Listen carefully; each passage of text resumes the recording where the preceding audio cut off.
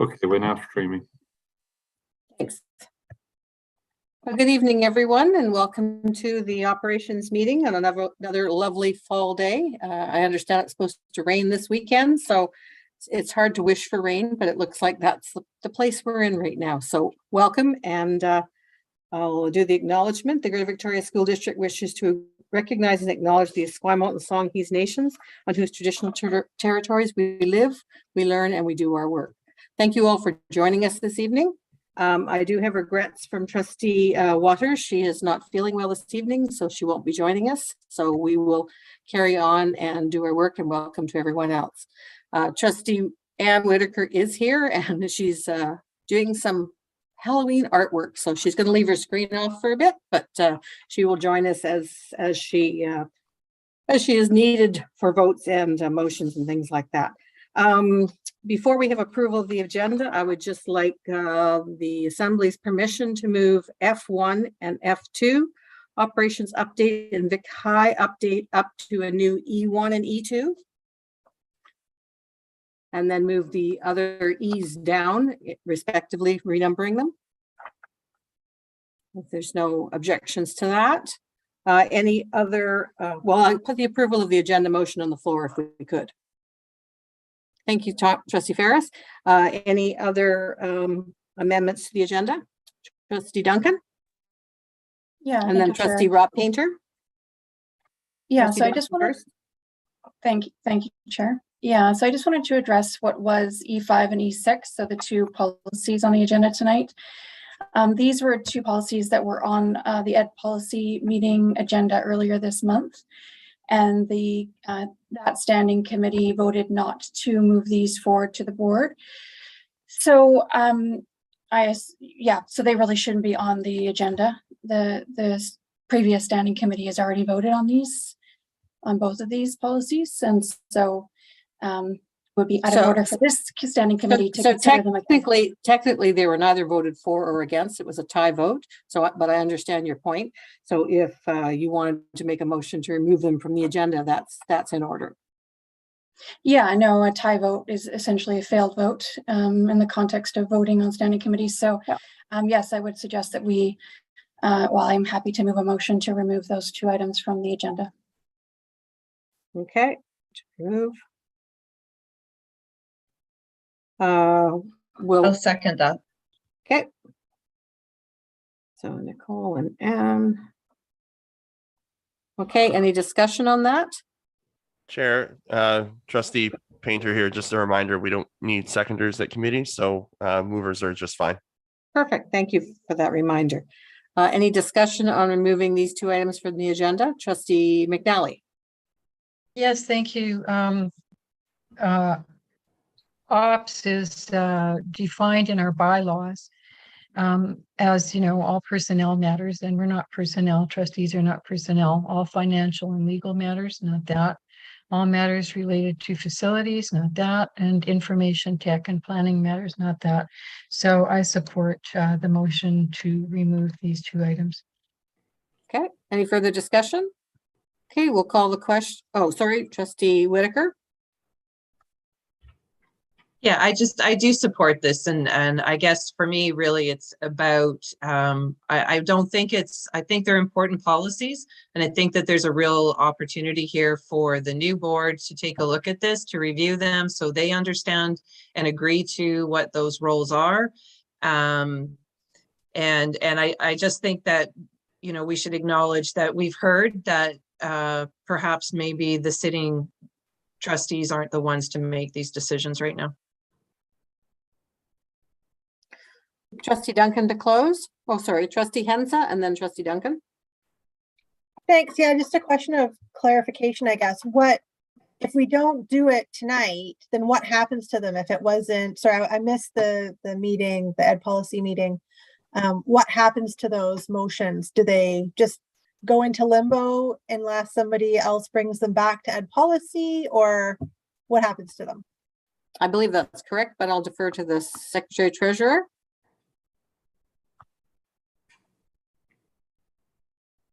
That's correct. Thanks. Trustee Rob Painter.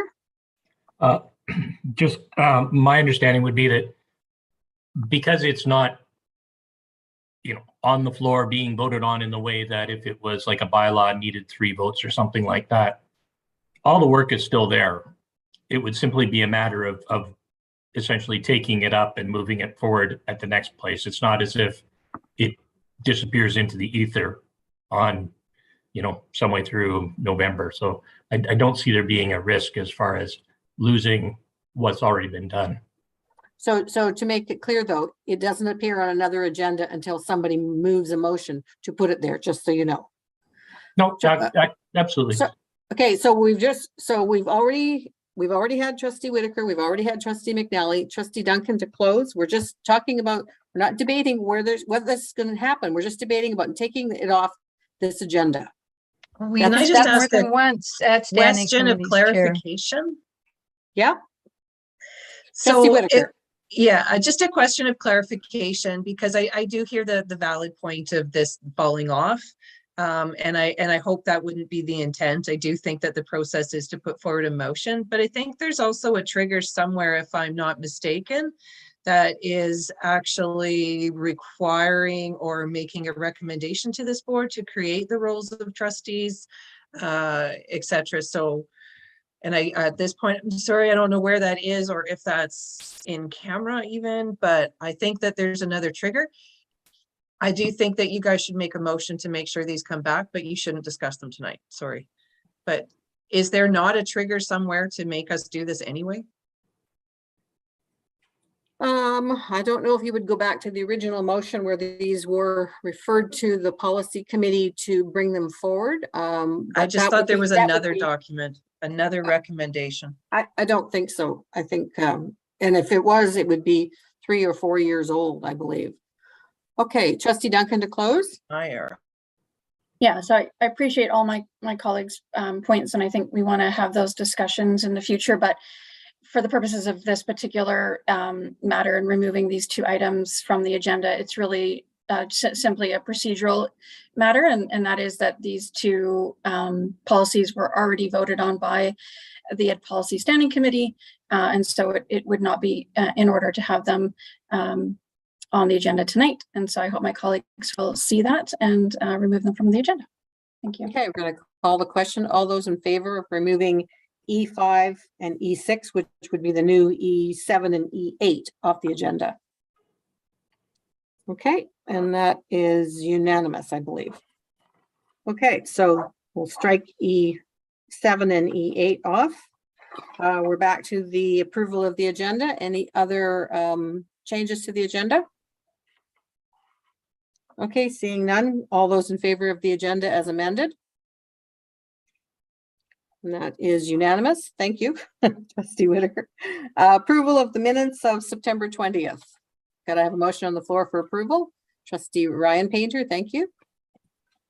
Any discussion? Trustee McNally? Thank you. Just in the version that I have, there doesn't seem to be anybody present except Chair Leonard. My school, my district computer isn't working, so I might not have the last posted version, but what I see is well, it has. No, I'm sorry. I'm sorry. I got that wrong. There's just no accounting for there's no written accounting for Trustee Painter, Rob Painter, and myself, and I wonder if that could be fixed. Okay. So noted, we'll do that. Thank you. Any other discussion on the minutes? Okay, seeing none, could I have approval of the minutes of September the 20th? All those in favor? Yes, aye. Okay, that's unanimous. Thank you very much.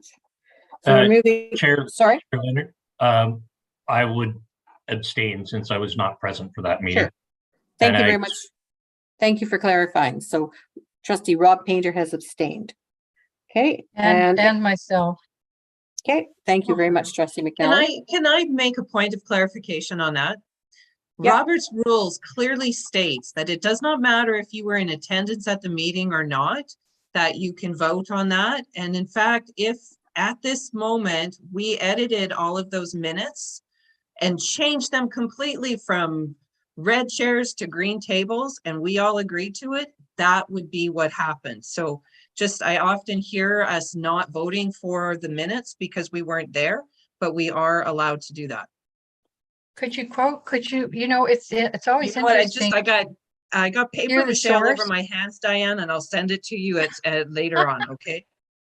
Thank you. Those are the rules. Thank you, trustee I'd like to Whitaker. be quoted. Any business arising from the minutes?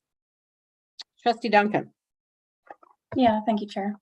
I just have a few items I wanted to follow up on. The first one was around A4. And so this was a question that I had in the spring about whether or not students are using the Aviation Shop at Mount Doug. And the Deputy Superintendent was going to follow up this month at Ops. So I just wanted to ask whether he'd had the opportunity through the chair to follow up to confirm if students are using the Aviation Shop at Mount Doug. Mr. Caldwell. Through the chair, yes, they are using the aviation space. Okay, thank you very much. Trustee Duncan. Yeah, thank you, Chair. And thank you to the Deputy Superintendent. I appreciate that. Under D1B, so we heard about the Student and Family Affordability Fund. The Superintendent provided us an update last month about the plan for reaching out to rights holders, stakeholders, and administrators to really identify what the needs are and then to develop a spending plan. And so I just wondered through the chair to the superintendent if we could receive an update on where we are progress-wise and when the board can expect to see a spending plan presented. Superintendent.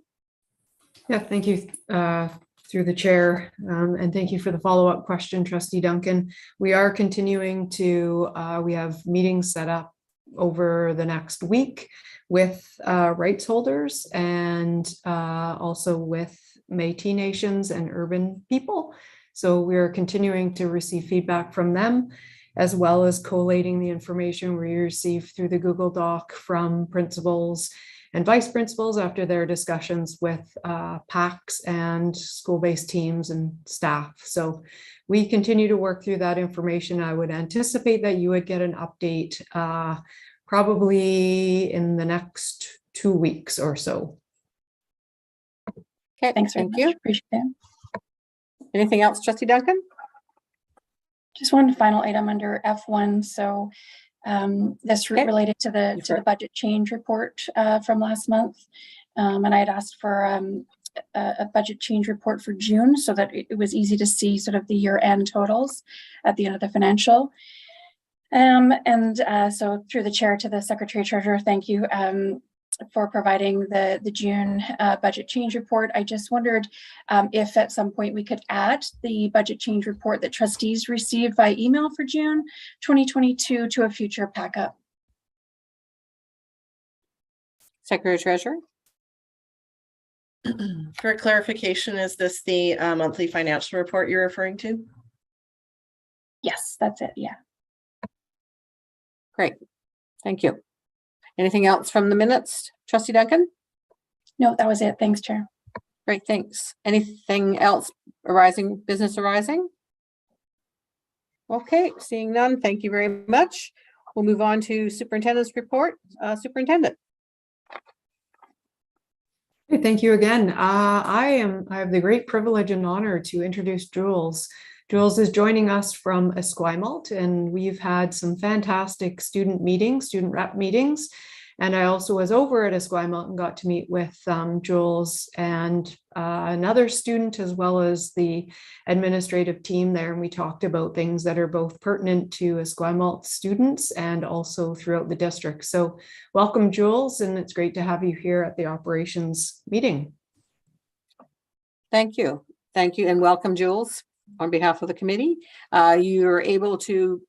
we welcome you to stick your hand up anytime and jump in the conversation if you have a question or a comment on what we're discussing. So please feel free to join us anytime throughout the evening.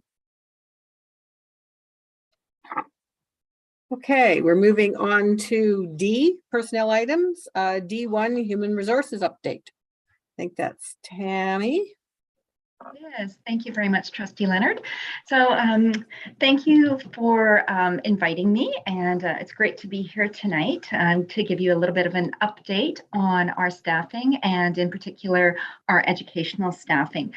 The two or the memo that I have in the pack-up is on page 15 and 16, and I'll be referring to a couple of charts on those pages. So if you're following along, page 15 and 16.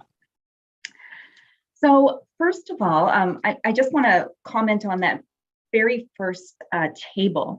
That gives an idea of numbers, and it's strictly head count numbers. So I'm not looking at FTE here, but oftentimes it's always great for trustees and the board to know exactly how many employees we have working here in the district, whether you have a 0.01 FTE or whether you are a full-time employee. So if we look at that first chart, you could see all the different employee groups that we have. And then the first column of numbers represents all of our employees who are in continuing or temporary contracts. So that doesn't include anybody who is on any leave. This is just our people who are actually going to work every day in either a continuing or a temporary contract. The column next to it shows our on-call employees. The NA shows that we don't have some on-call employees for some of our employee groups, but for QP, 382, 947, and GVTA, we definitely have on-call. The GVTA number there, we have 742 TTOCs. That number could be a little bit deceiving. We actually haven't cleared our TTOC list for the last couple of years because of COVID. So we wanted to give people an opportunity to stay on the list and work and give them a chance to do some post-COVID work. And we'll definitely be cleaning that list up as we move forward. So the next time you see that number, it'll definitely be a little bit more realistic. We do allow TTOCs to have up to 2 years leave, so they could be in another district working. I'm thinking that realistically, that number is more around the 500 number, where we have about 325 that are working consistently, and then the others being more on leaves, perhaps working in a different district or on leave for a different reason. So those are our district staffing numbers today.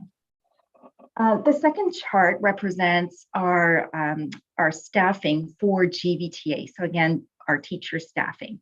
And as you can see, I've taken the last 4 years, kind of a pre-COVID, COVID, and post-COVID look at our postings. And as you can see, we're definitely leveling out.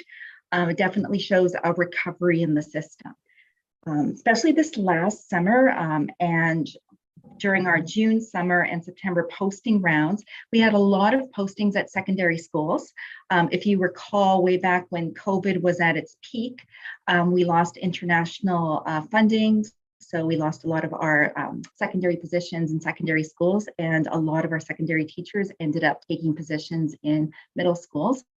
So we had a lot of postings in secondary, so people moving back into their passion areas, which is great to see. So we continue to hire TTOCs throughout the year. There's been a steady interest in the district, so we're very fortunate here to live in Victoria. I know the cost of living is high, but it is a beautiful area and we still tend to attract people. So with TTOC work though, it's feast or famine. It kind of depends on the time of the year. So at the beginning of the year, there isn't very much TTOC work, but I'm anticipating now that we're back to cold and flu season, unfortunately, that there will be more TTOC work coming.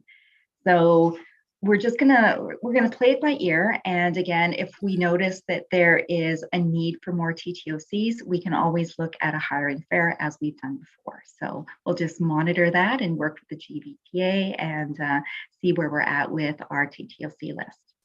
We're also being very strategic in our hiring.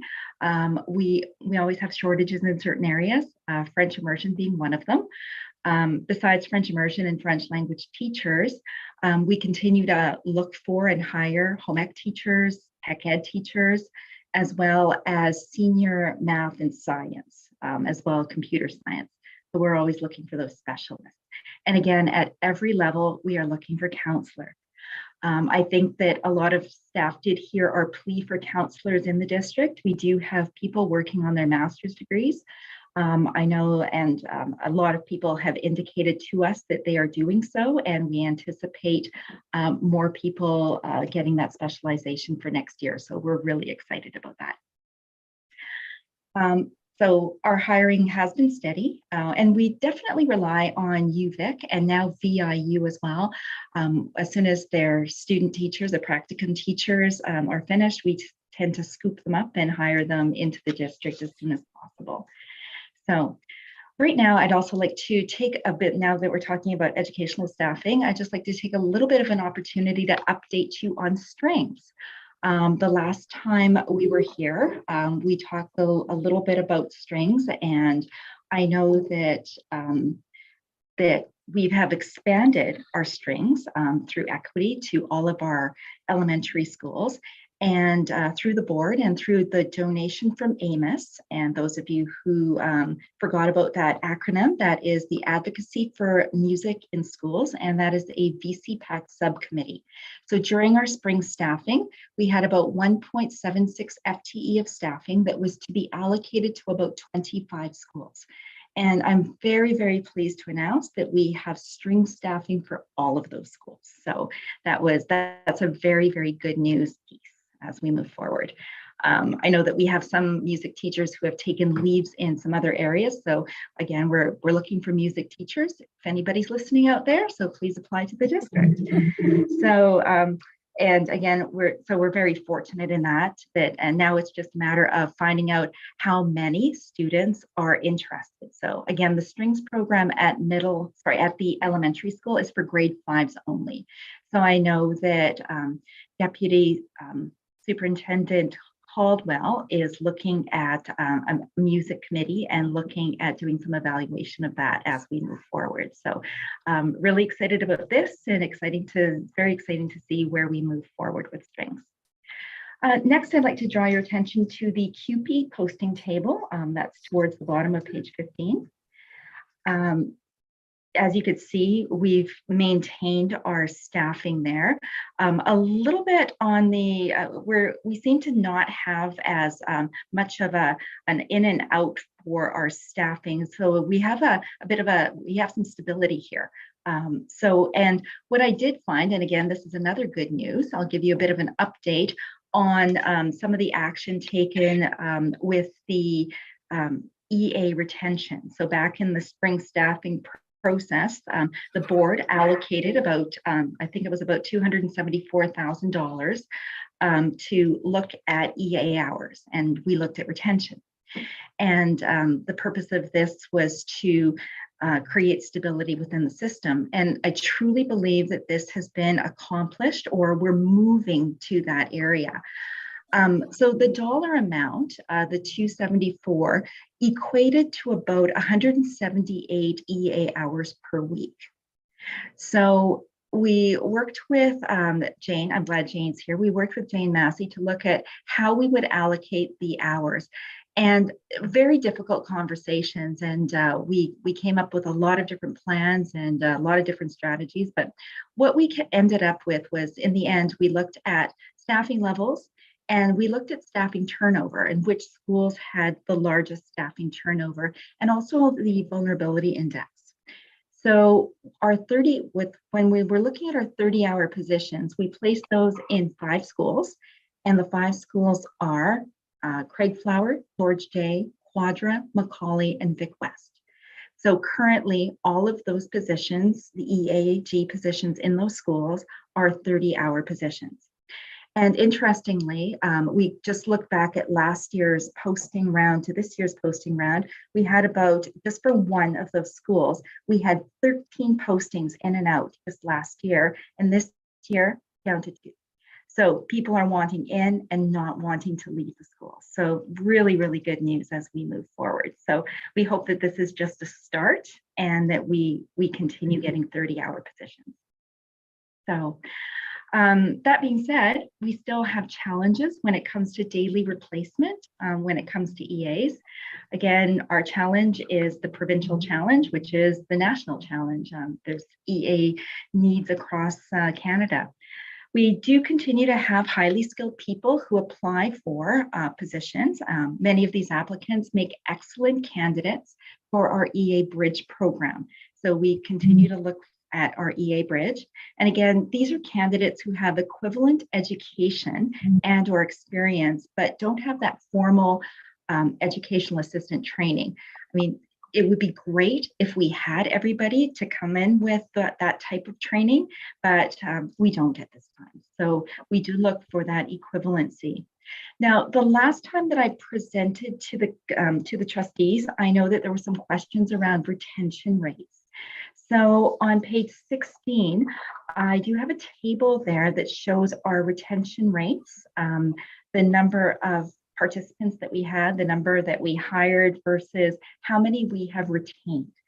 So we started Bridge, the Bridge program way back in 2018. So over a 4-year period of time, you can see that since 2018, we've had 121 candidates that we've trained, 110 were hired, and then 74 are still in positions. So if we look at percentage wise, it would be about a 68%. However, if we didn't have Bridge, we wouldn't have that. So I think it's positive no matter what.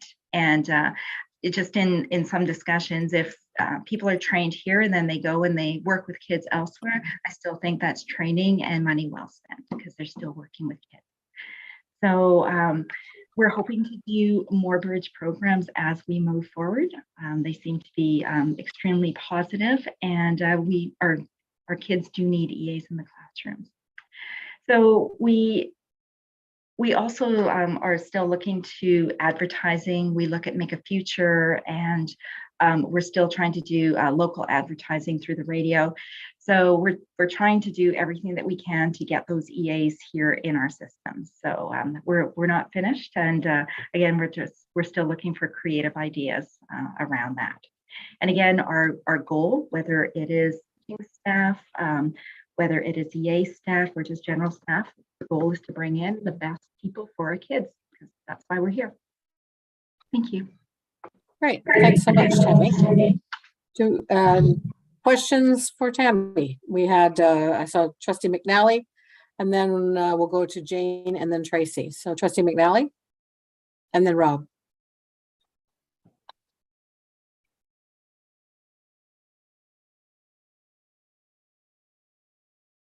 You're on mute, Trustee McNally.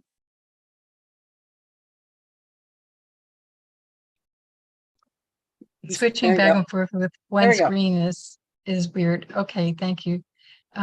Yes, my questions are, let me get back to the beginning. So through the chair to the district principal, when we look at district staffing numbers, where in which category are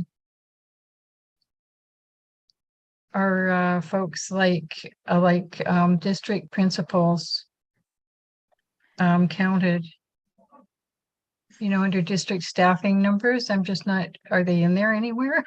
Yeah, they would be under BC PVA, so the British Columbia Principal and Vice Principals Association.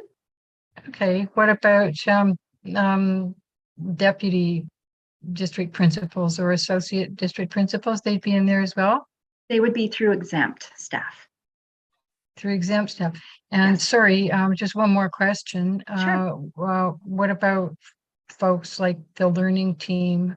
Where would they be? So those would be, I believe the principals and vice principals would still be under BCPVA, and any of the teachers that are helping with that particular team, they would be GVTA staff. Okay, thanks so much. And just a couple of other questions. Maybe just one more question. With the Bridge program, have you had any, exit interviews? This question I think was asked before, but if it has been, You can just update us, please, if there have been follow-up interviews to participants regarding their satisfaction with this program, or suggestions from them how the people who were retained, how it could be improved, if at all. Yeah, Tammy Renyard and Jillian Dan Otter, they look at all of our candidates, and actually at the very end, we do have exit interviews, as in exiting the training program per se. And based on that, we modify the program every single year. We've actually gone from a 2-week training program to a 3-week because of it. People found that the school experiences, the practicums, were so valuable, so we felt that it was important to even have longer practicums for some of our people. So yeah, we've taken the input and we've changed the program over the last 4 years, definitely, and we will continue to do so as we get more information. So yes. Thank you so much. Thank you. Jane Massey, we'll go to you. There, thank you. A couple of things, Tammy, and I mean, I always say to members when we're working short staff, I recognize how hard you really are to bring people into the district, because we are short. And you mentioned with the teachers that you hadn't had a chance with COVID to kind of cull the list of people who might not be maybe still working as TTOCs. Is that the same with our EA spare board? Because the number there, I was really surprised to see 98 when I know that we're really struggling already with some high numbers of unfilled absences at our schools. Yeah, there definitely are some numbers there, and those would include some of our EAs that are on spare board but also on leave.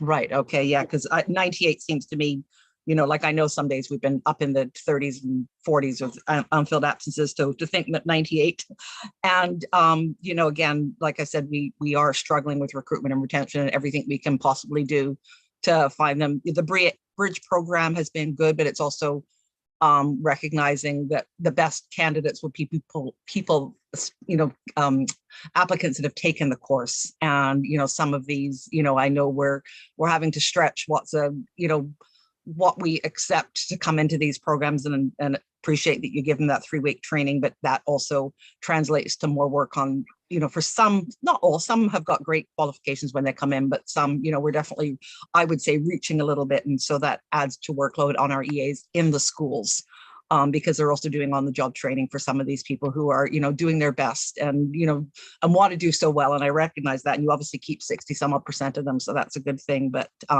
we're getting to the point where I'm seeing, today I was looking at EAs and nobody's even applying for the jobs. So, that lets us know how short we are. So, we're always happy to work with you and come up with other ideas, because we've got to, keep finding ways to make these more attractive. And the 30-hour jobs was absolutely a great start for them. And, if we can look to continue on with building that, that will be absolutely great, because it gives them a living, more of a living wage to make them want to stay in that job as well. So thank you.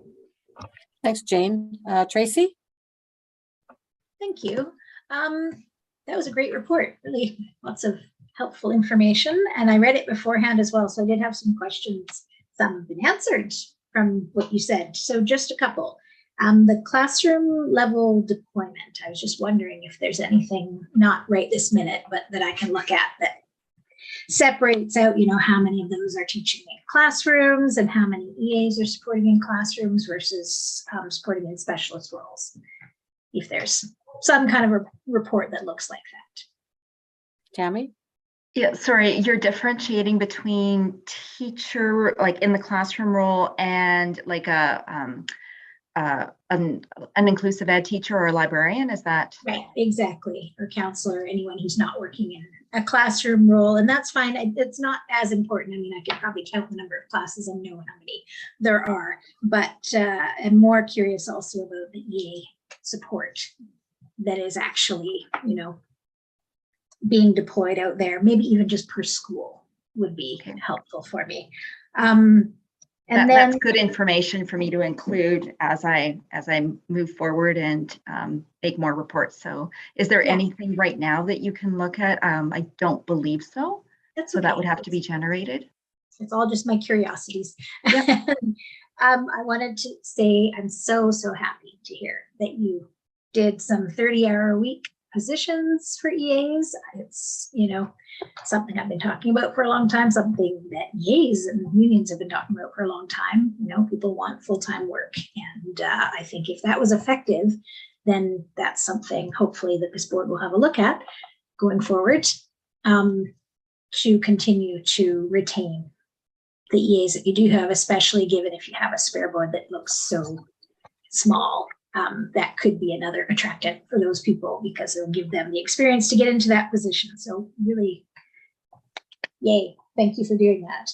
And then my last question was just, so and again, recognizing super short, and I know you're doing everything you can to fill positions, but those TTOCs who've been allowed to have, to apply into the spare board, do they get any training? Because it is a very different role. Yeah, it is definitely a different role, and they don't just get to sign up for it. They are interviewed. And again, it is the equivalency piece that we're looking for there. And some of our GVTA members actually, we had a couple of them go through Bridge. They've chosen to do the bridging program. So okay. Great, thank you. Great, thanks. I had Rob, Trustee Painter, sorry. Thank you, Chair. I answered pretty much whatever you've got for me there. With respect to leave, I'm just trying to understand what that category entails. Does that include people who may simply not be answering the phone anymore? Or are those people who are identified as being on a long-term leave by, authorized by the board? It could be both, to be honest. Sometimes people will be working in another district and we may not know. Like I said, we're really going to be working with the GVTA to clean up some of those numbers moving forward. And we just didn't feel it was right to take people off the list because of COVID. So there are people that just didn't, they didn't want to work as TTOCs or EAs. So we're going to be cleaning those up moving forward.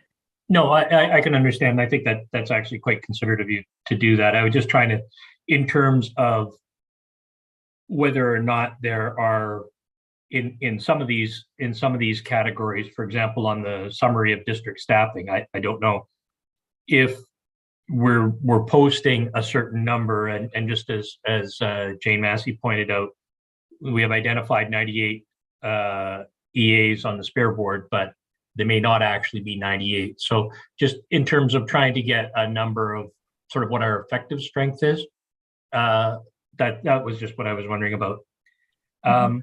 And then on that, just so that I know I'm straight in my head, are these sort of identified as FTEs, or are they individuals who may not be working full? Sorry? Individuals that may not be working full time. Yes. Okay. And I appreciate this wouldn't be something you'd have ready at hand, but just for the future, in a conversation I had recently, I heard that last year, because of COVID challenges and everything else, that there was something like 900 failure to fill notices for teachers last year. And I can imagine the struggle of trying to respond in a pandemic situation. But with respect to the numbers that we have at hand, are we looking at, if COVID and flu and everything else continues on at the same pace, are we going to have similar numbers, or are we able to start to boost up our on-call list to try to respond to those shortages or anticipated shortfalls? And again, back to my feast or famine, depending on the time of year, the numbers that you're talking about or failures to fill were around May and June. Times where people perhaps take remedy. We have a contract language where teachers can take remedy time or some other prep time based on some of the designations and contract language for their classrooms. So oftentimes teachers will use that at times that they feel that they need to use that time. Sometimes it's around report cards, sometimes it's around year end when they feel like that's when I need to help the students be successful. But when we have a large majority of people choosing those times all at the same time, and then meanwhile you have graduation activities happening and sports teams going places and other people calling in TTOCs, we just can't seem to handle the volume at times. So, and again, with COVID, with flu season, so there are times where we can't handle the volume, and then there are times when we have TTOCs, like right now, calling us and saying, how come I'm not being called out? So it's No, I that balance, and it's really tough. I can certainly appreciate it's a thankless task, and I do appreciate you taking it on. Down the road, one thing I'd be curious about is in the job postings. I'd be interested to see or to understand how successful we are. Like, you know, a number when we have like 242 or 150 job postings. Is there a way for me to interpret in the results? Like, do we get 242 when we're looking for 242, or do we fall short, or just trying to, and I know that this is one of those things that once you give us a little bit of information, we want so much more, but just to get a sense of just how effective our recruiting efforts are in terms of how many we ask for and how many we actually get. And that I would really be curious about is some of the difficult to fill roles that you've identified, just what our continuing challenges are. I think that would help me a lot. And because I was away for this discussion, I'm just wondering, the Amos provided funding was able to contribute funding to the music program. And so 25 schools were staffed at 1.762 FTEs. Is that 1.762 FTEs total, or is this a supplemental one to other schools? Okay, so which question could I go back and answer? Oh, sure. No, sorry. Some of those were might- commentary. I apologize. Yeah, I wasn't looking think for the immediate response. last question was the only question that you were asking Tammy to answer. That's right. Yeah. That's sorry. The 1.762 FTE is the total FTE for the elementary district strings program, and that it was dispersed to all 25 schools that participated. Okay. Okay, moving on to Trustee Duncan. Yeah, thank you, Chair. And thank you very much, Tammy, for the report. I really appreciate it. And I especially appreciate you following up on some items from previous months and some of the questions we asked around retention. That's really informative. I had a couple of questions around, in particular, EAs. Really happy to hear that the additional budget allocation is doing what we hoped, and that we're going to start down a slightly different path on that. But in terms of the EAs that are on call currently, respecting your point around that list needs to maybe be updated. But I wondered whether those EAs on call have been offered permanent positions. So I note how many vacant permanent EA positions that are on your report, in your report. I'm wondering if we've offered those positions to any of the existing on-call EAs.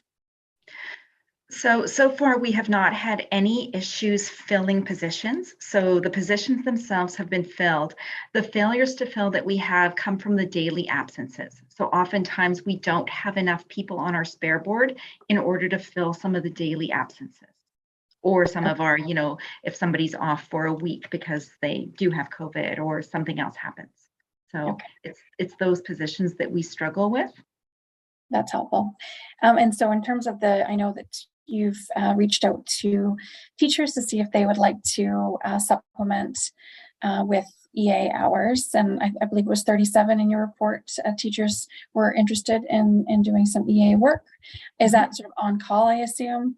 And is there a plan to reach out again to teaching staff to see if there's any further interest in supplementing their hours?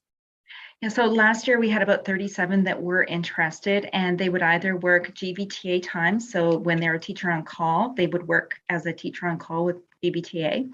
And if they didn't get called out for GVTA teacher work, which we would look at first, then they would be called out as EA spare board and would work as QP 947 members. So pretty much they were in two different union groups at the time.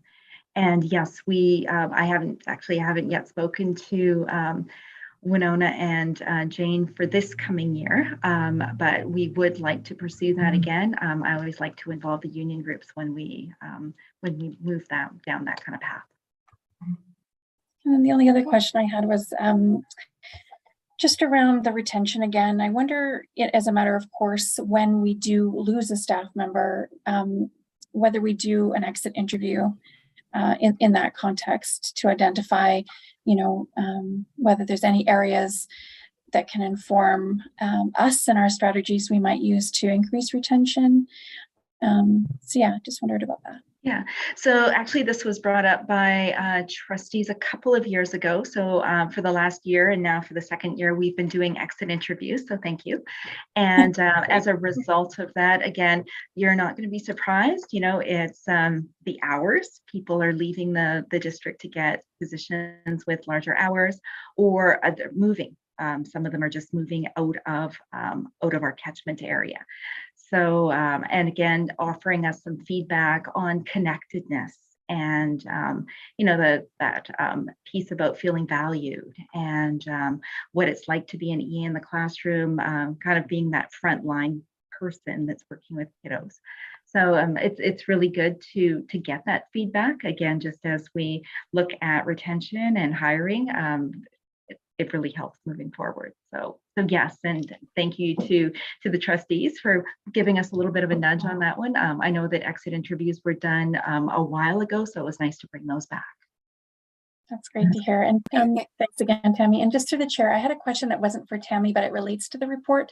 May I ask it now, Chair?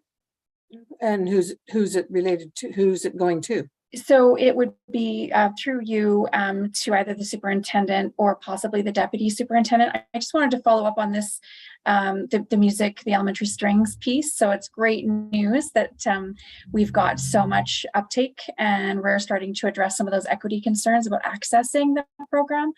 But I just wanted to touch base on where we are moving forward, what the process is going to be to identify how we can make that program sustainable in future. And Tammy did touch on that briefly, and I believe might have mentioned Deputy Superintendent Caldwell has some plans for a committee. So I know the superintendent wasn't prepared to bring that up now, so she might follow up with a longer piece at a future meeting. Did you want to comment, Superintendent, on what you know for the short term, as opposed to try and answer Trustee Duncan's question? I can, yeah, thank you. And thank you again for the question. I can pass this to Deputy Superintendent Caldwell, who has been working on setting up, as per the board motion, a review. So this is underway, but he can provide an update. Through the chair, yes, I can tell you that we have begun the review. We are currently working on the scope of the review. The motion itself was specific to the strings program, but in budget conversation, we also heard about music K through 12. So we are establishing the scope now, and we will be calling on our school staffs, our families, students for their voice. And we're just putting all of those pieces together. And it has started as of this week. Thank you. Thank you. And last question, Jane, you've got your hand up again. Last question for Tammy. Yes, I didn't know if I could speak twice, so thank you for that. I just want, a lot of the talk around retention was around EAs, and I just want to point out that I'm starting to get a little bit more concerned about our clerical staff too, our SAA3s, where they're having to get posted one time, maybe two times, and then we have to externally post for them. Again, that's something. I've been with this district 36 years. Yes, I've been around a long, long time as an SA3, something I just haven't seen. And again, I think you mentioned the words value and connectedness, and that we're losing them to municipalities, to other colleges. And I'm concerned because, like I said, we're having to go externally for these positions that were much coveted and no longer are. So just wanted to point out that our clerical are concerned too. Thank you very much, Jane. Okay, thank you very much, Tammy, for a very detailed report and lots of questions. We're going to move on next to Occupational Health and Safety Annual Report, and that's Mr. Vare. I'll turn it over to you. Thank you, Trustee Leonard. This report arises out of the motion passed by the board back in February of 2020, requesting that we do an annual report on workplace safety legislation and compliance. The first part of the report deals with compliance with workplace safety legislation.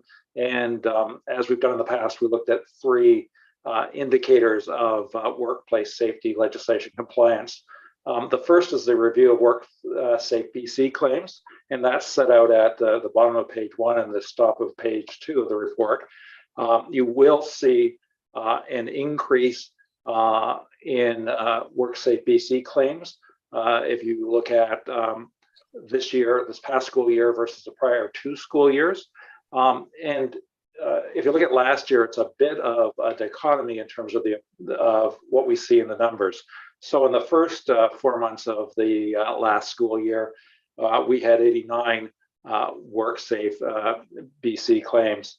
And that number increased more significantly in the latter half of the year. In the final 6 months of the year, we went from 89 claims in the first 4 months to 204 claims in the last 6 months of the school year. And as the report notes at the top of page 2 and elsewhere, in part, that's likely because in January of 2022, WorkSafe BC started to accept COVID-19 as an occupational disease. So prior to January of 2022, they had not accepted that as an occupational disease. They revisited that in January and began accepting COVID claims as an occupational disease. And most claims were accepted on the presumption that because of the worker's occupation, they were at a higher risk of contracting the disease. In other words, employees within the education sector interact with a wide range of individuals, students, other staff, parents, the community, and the like. So there was a built-in presumption that with that level of interaction, that was where they would have picked up COVID in the workplace as opposed to outside the workplace. And as a result, you see that increase in WorkSafe BC claims. That is probably due in part to that change in the way that the WorkSafe BC dealt with COVID claims. And you see that increase from 89 in the first 4 months to another 204 in the second months.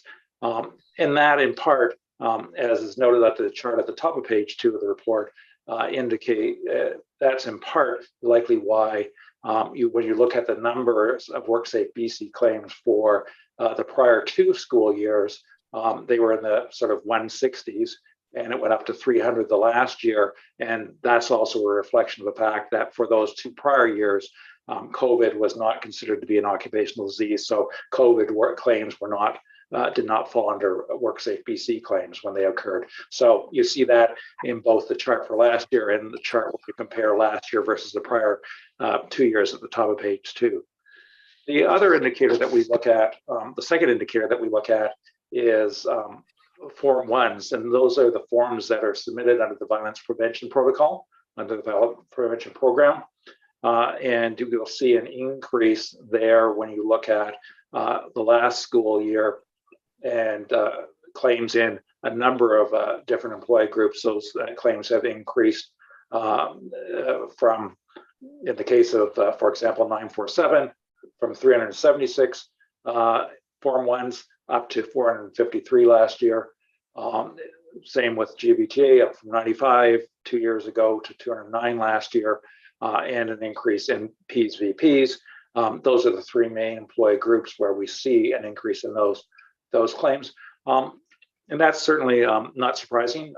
That's a trend, I can tell you, based on my experience outside the board, that we saw not just within BC, but it's a trend that I've seen outside of BC and Ontario, where my prior experience was.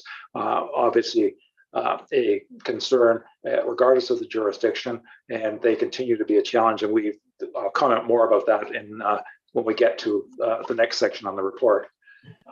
The final indicator, the third indicator that we look at is WorkSafe BC inspection reports. So those are reports generated when a WorkSafe BC inspector comes in as a result of a concern or a complaint and visited the workplace. There were 12 WorkSafe BC inspection reports that were issued in the 21-22 school year, on average 1 per month.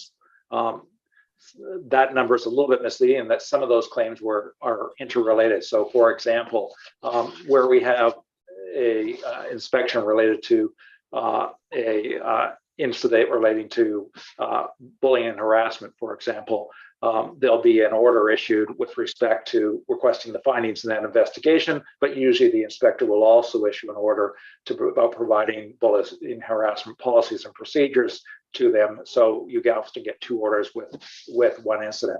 Of the 12 reports, and they're listed at the bottom of page 2 and throughout page 3 and the top of page 4 of the report, throughout those 12 reports, what is interesting to note is that in 8 of those reports, no orders were issued. So the inspector visited, they reviewed and made a determination, but they didn't feel it was compelled to issue orders. Only in 4 of those cases were orders issued.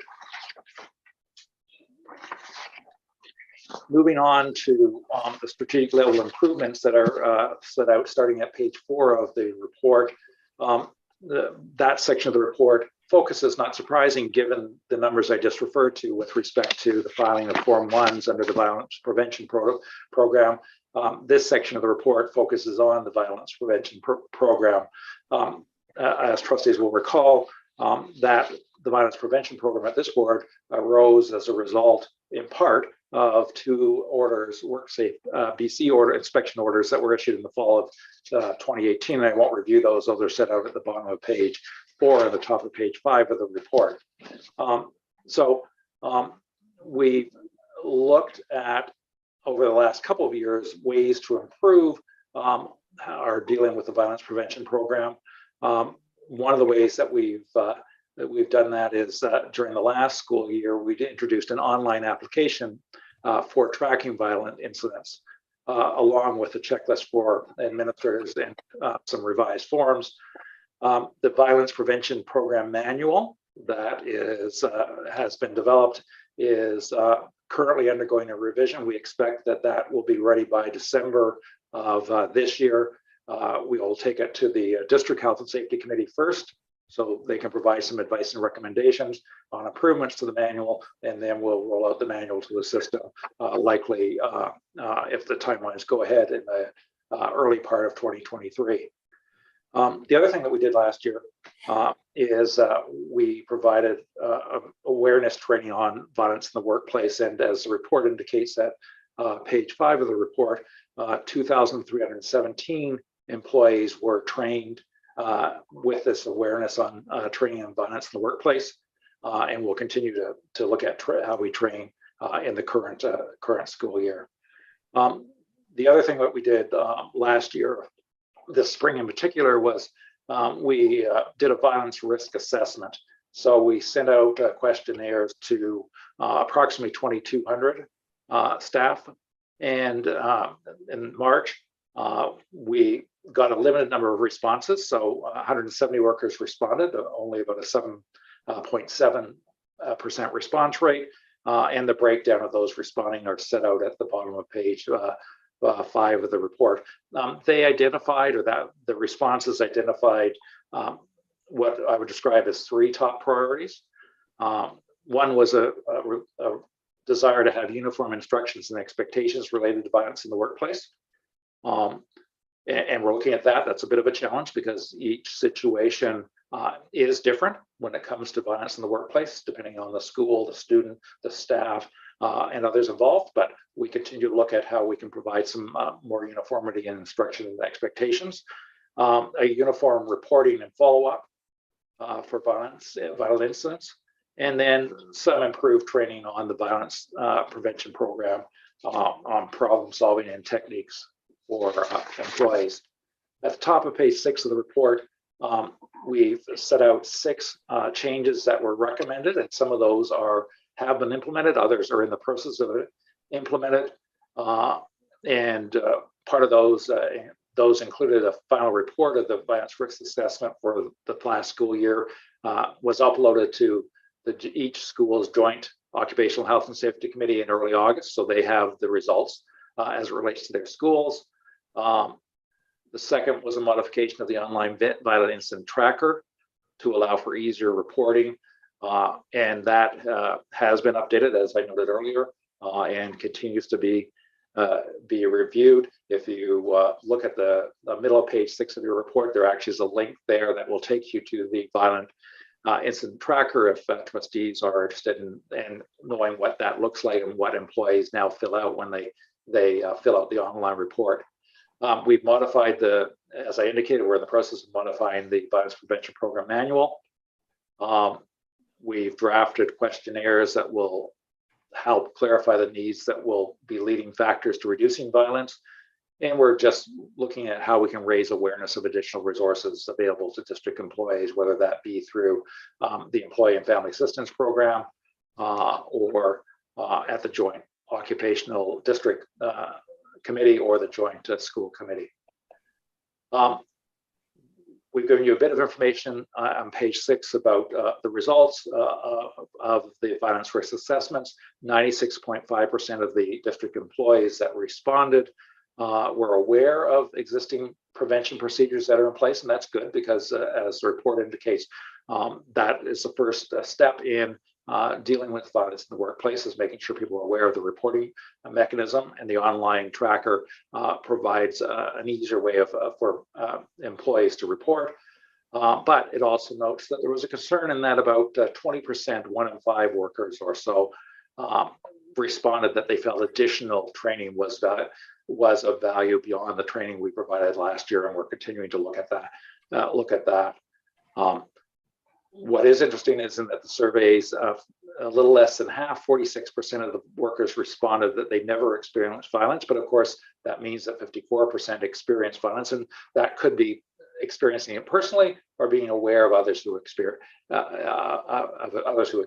it. The final section of the report deals with the operational level improvements. There's a section at the bottom of page 6 on COVID-19 and the activities that continued last year to deal with COVID-19. There's a subsection on the Joint Occupational Health and Safety Committee training, and we needed to do more training, and we saw that in a July 21 order that was issued. And as the report indicates, we've continue to work on how we improve the training of committee members, including and especially at the school level.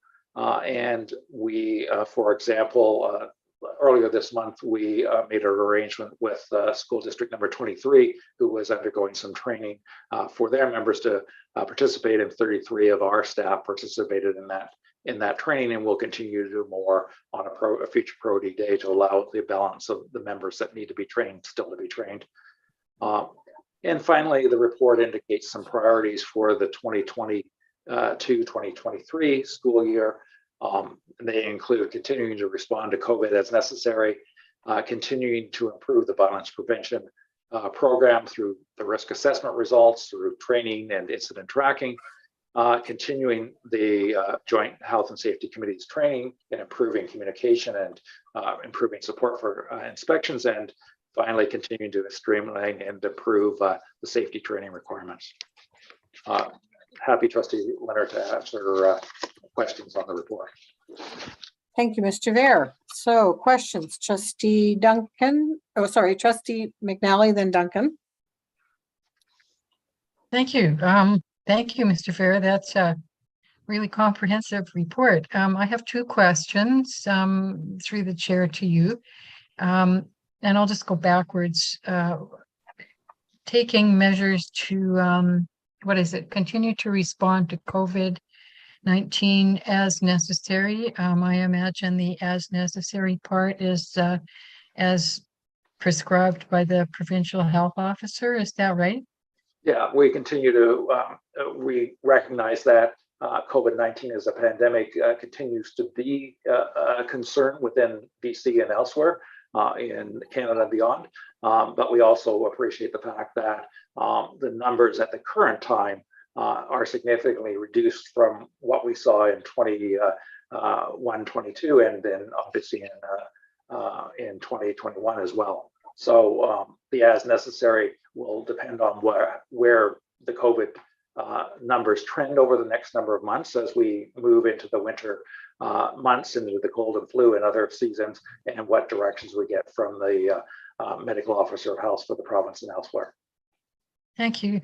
My other question has to do with the violence prevention practices manual. And yeah, violence in the workplace is obviously of tremendous import to our students and our staff. And I'm wondering if that manual is available online for us trustees to read, and anybody else who is concerned about violence and de-escalation and staff and students' experiences of violence, and how this manual would mitigate that. Yeah, I would have to do a double check, Trustee McNally, on whether it's accessible for trustees in terms of where it's currently housed, but we could certainly share that with the trustees if it's not easily accessible. That would be so wonderful. Thank you so much. Thank you. Oh, I've got Trustee Duncan, and then we've got Jane, and then Tracy, and then Trustee Rob Painter. Yeah, thank you, Chair, and thank you, Director Vera. Appreciate the report. I see that the report is growing and becoming more in depth as the years go by, and so that's great. I appreciate all the effort that's gone into this year's report and breaking it down to the sort of three main indicators that we're using. I wonder, you indicated that the increase, the significant increase in WCB claims is primarily down to the way that WCB now processes COVID-related claims from staff. Was there any other trends that you noticed, or any other sources of increase when it came to the WCB claims? Yeah, I think I don't want to lead the committee to believe it's just the increase in COVID claims, Trustee Duncan. I think the other indicator would be, we'd have to look at the numbers in depth, but certainly some of the increase in Form 1s where indications of violence, they could generate a weak safe BC claim as well. So as the number of Form 1s and the number of violent incidents increases, that likely results in an increase in WorkSafe BC claims as well, in the event that those incidents result in some form of injury or reportable situation under WorkSafe BC. So likely you'll see that those two things are the primary factors. Okay. And so I see in the report that in terms of the violence prevention protocols, there's been some strategic level improvements and some operational level improvements, not least. It sounds like increasing folks, their awareness that the program exists, what kind of supports are in place, getting on top of data collection and analysis of trends.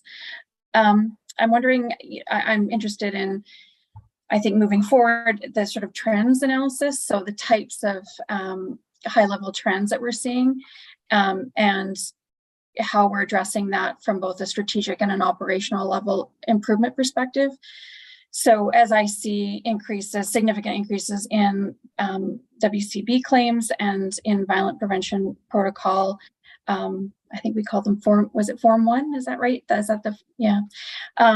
Then where my mind goes is to an analysis of the trends. So the types of violent incidents that we're seeing, and what our strategies are from an operational perspective and also a strategic perspective at reducing that violence. So I think it's great that we're, looking at the manual and we're making sure that we're on top of data collection so that we understand how often violent incidents are happening. I know that you've talked about some additional training. I wonder what other kind of training is planned, just in terms of reducing conflict and de-escalating violence when it does occur. And also around that, what other plans are in place to really support students, so that, obviously with the goal of reducing any kind of violence that might occur involving students and staff. So yeah, I wonder if you could comment a little bit on your perception so far, appreciating that you've arrived recently, and so I imagine you're still getting your feet firmly planted on the ground and getting a sense of our culture, our district, and some of our challenges. But to the extent that you can at this point, comment on some of the trends and some of the training that might be offered in future to reduce violence and support students. Yeah, thank you, Trustee Duncan. You're correct. I'm just beginning to gain information in that respect, given that really it's only been the last month and a half that the school year has been in place and active. So I'm not sure I'm yet in a position to comment on the trends. What I am excited about, though, is the value added by the incident tracker. Now that we've got an online reporting system, what that does do is allow us to do a greater analysis of the data that's being entered to look for those types of trends. So as much as I can't comment on what I see in the trends currently at this particular board, what I can commit to do is for next year's report, what I want to do is look at the data that we're gaining through the incident tracker and the online reporting form and try and determine if I can provide trustees with a better indication of what those trends are in terms of number of incidents, because often it's one student that involves multiple incidents over the course of a number of days or weeks or months, and may involve multiple employees. So I want to get a sense of are we talking about a more limited number of students, but with a greater impact, or are we talking about an increased number of incidents because of an increased number of students that are being involved in those incidents? And then I also want to hope that will give us a better indication of the type of incidents that we're talking about. And then the other thing that we're going to be working with the learning services team on, the incident tracker reports come as the report indicates to the principals and learning services and to myself, to the health and safety, to the superintendent or associate superintendent responsible for the school. So I want to look at how we can collectively analyze and respond to those trends and glean something from those reports. And I haven't yet got a sense of how much we collectively as a group are analyzing and responding to those reports. That certainly was a practice I had in place at my prior board, where they involved learning services and occupational safety and HR fairly actively to respond to those complaints and to work with the school team. So I'm happy to bring more information on trends for the following year when I have a bit better idea of what the trends are. Yeah, and I appreciate that. And I do, through the chair to Mr. Ver, appreciate that, when I brought this forward, it was sort of, the idea was that, it was something that was going to develop over time. And I'm just so pleased that you're with us and that you can help lead that work, because obviously it has a huge impact on staff and students and families. So I look forward to hearing more. I wonder if I may, through the chair, just request that, as information is available, that we see some additional sort of update style reports throughout the year, just to let trustees know sort of what's, as you can, what's happening on the trend analysis piece, and hopefully I'm hoping to hear on the training and side and the student support side. Thanks. Thank you. Jane Massey? Hi there, thank you. You know, we probably, most of us are aware that this is underreported. I mean, just today I was speaking to somebody who thinks that a Form 1 is for only if they're hurt. You know, they don't realize that it's a threat of hurt, and they don't actually need to, you know, be physically hurt needing a Form 1. It can just be that they're scared, threatened, and we're really doing our best to educate them, as I know the district is. You know, they're still scared about losing their job. They're told, oh, it's baseline behavior. We ignore that, and we're really trying really hard to educate them. And so if we do our job, I still think we're going to see those numbers go up. And I do believe it's all tied with, you know, we don't have enough staff in our schools because we can't replace them, and our EAs are shuffled around, and our little ones are working with kids that they have no relationship, and we all know that relationship is such an important piece. And so until we can address multiple issues, we're going to continue to see this. And my one question is, you know, there's lots of work going on, incidents are going up, and I know that one of our Brian Olahan left the district. Are we going to bring more support in to the health and safety aspect? Like, is there going to be a replacement for him so that all this work isn't just, you know, I'm on one person at the moment, and I'm sure she's got some help, but I just hope to see that position is going to be replaced. Yeah, I can comment on that, Jane. Thank you very much. We are actually, I'm in the process of trying to get a posting out this week. We're going to restructure health and safety slightly, bring it back within human resources, as opposed to sharing it between ourselves and facilities.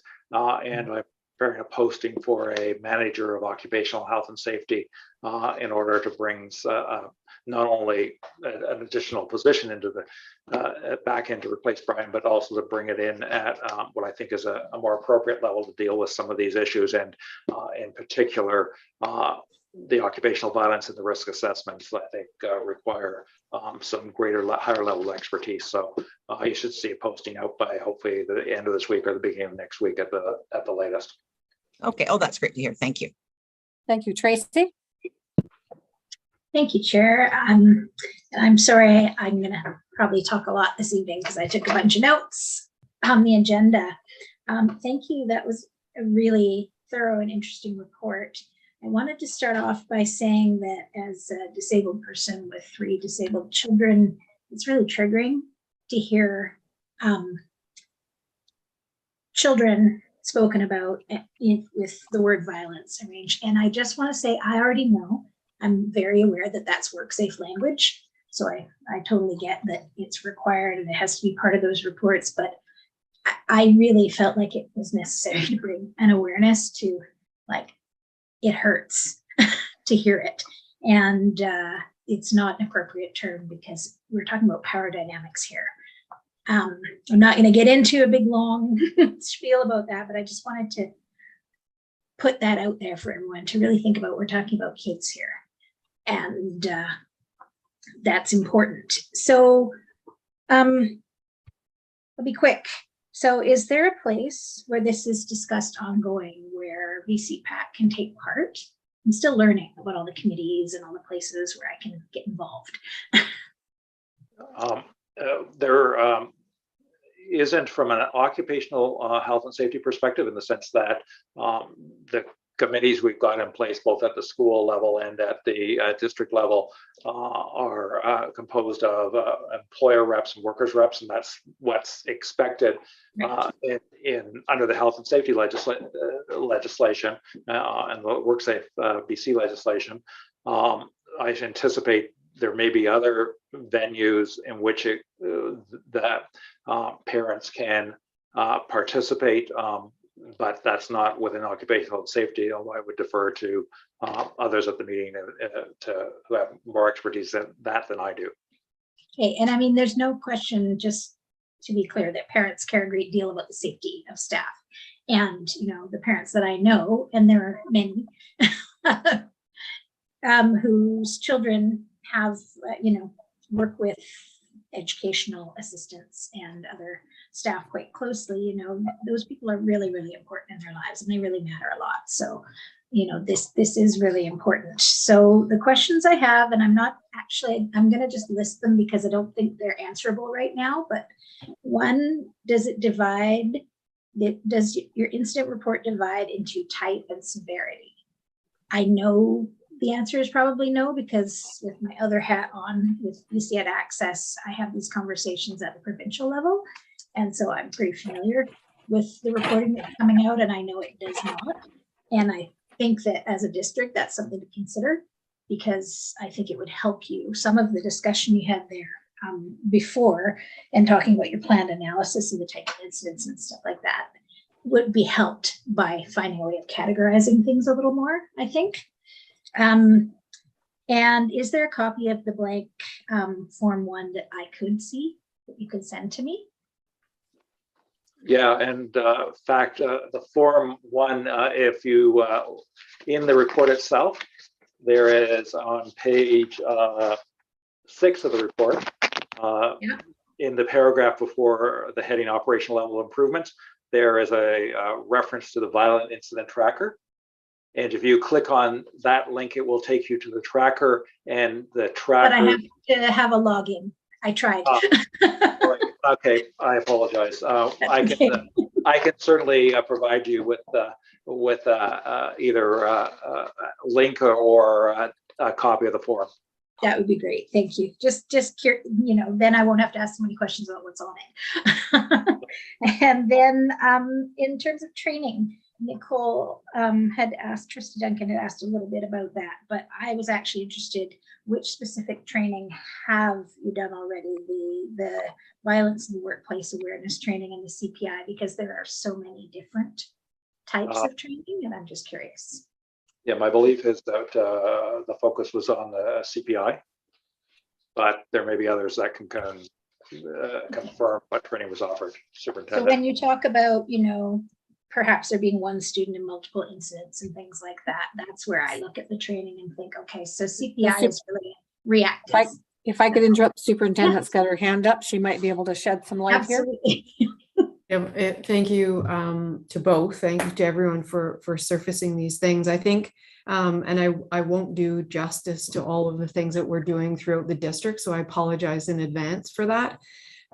We do the nonviolent intervention training. So CPI is the Crisis Prevention Institute. It's actually I'm telling you, Tracy, information you already know, but just want to clarify that's the name of the institution, and the training is the nonviolent intervention training. And again, that isn't specific to an incident that occurred. That is to provide staff with the ability to recognize and respond to everyday crisis situations and in the restrictive and non-restrictive interventions. Having said that, we are providing and have provided in the past EA professional development. We have ongoing work with school-based teams, and we have inclusive learning team as part of the district team that goes into schools to support alongside learning support teachers, as well as teacher counselors, as well as classroom teachers, principals, and vice principals.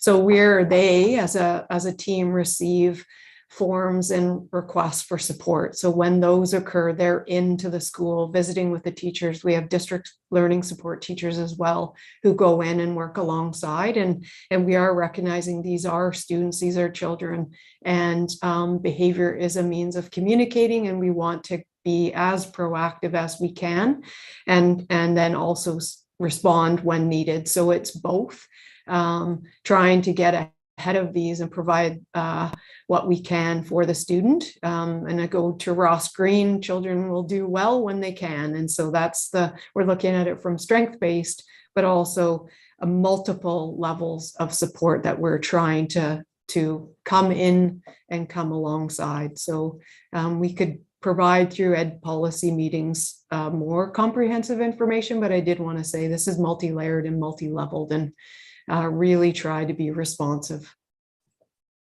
That's great. Thank you. Yeah, and I mean, I did know, some of that, but it was just something I wanted to surface in connection with the report. And thank you so much for such a detailed report. I appreciate it.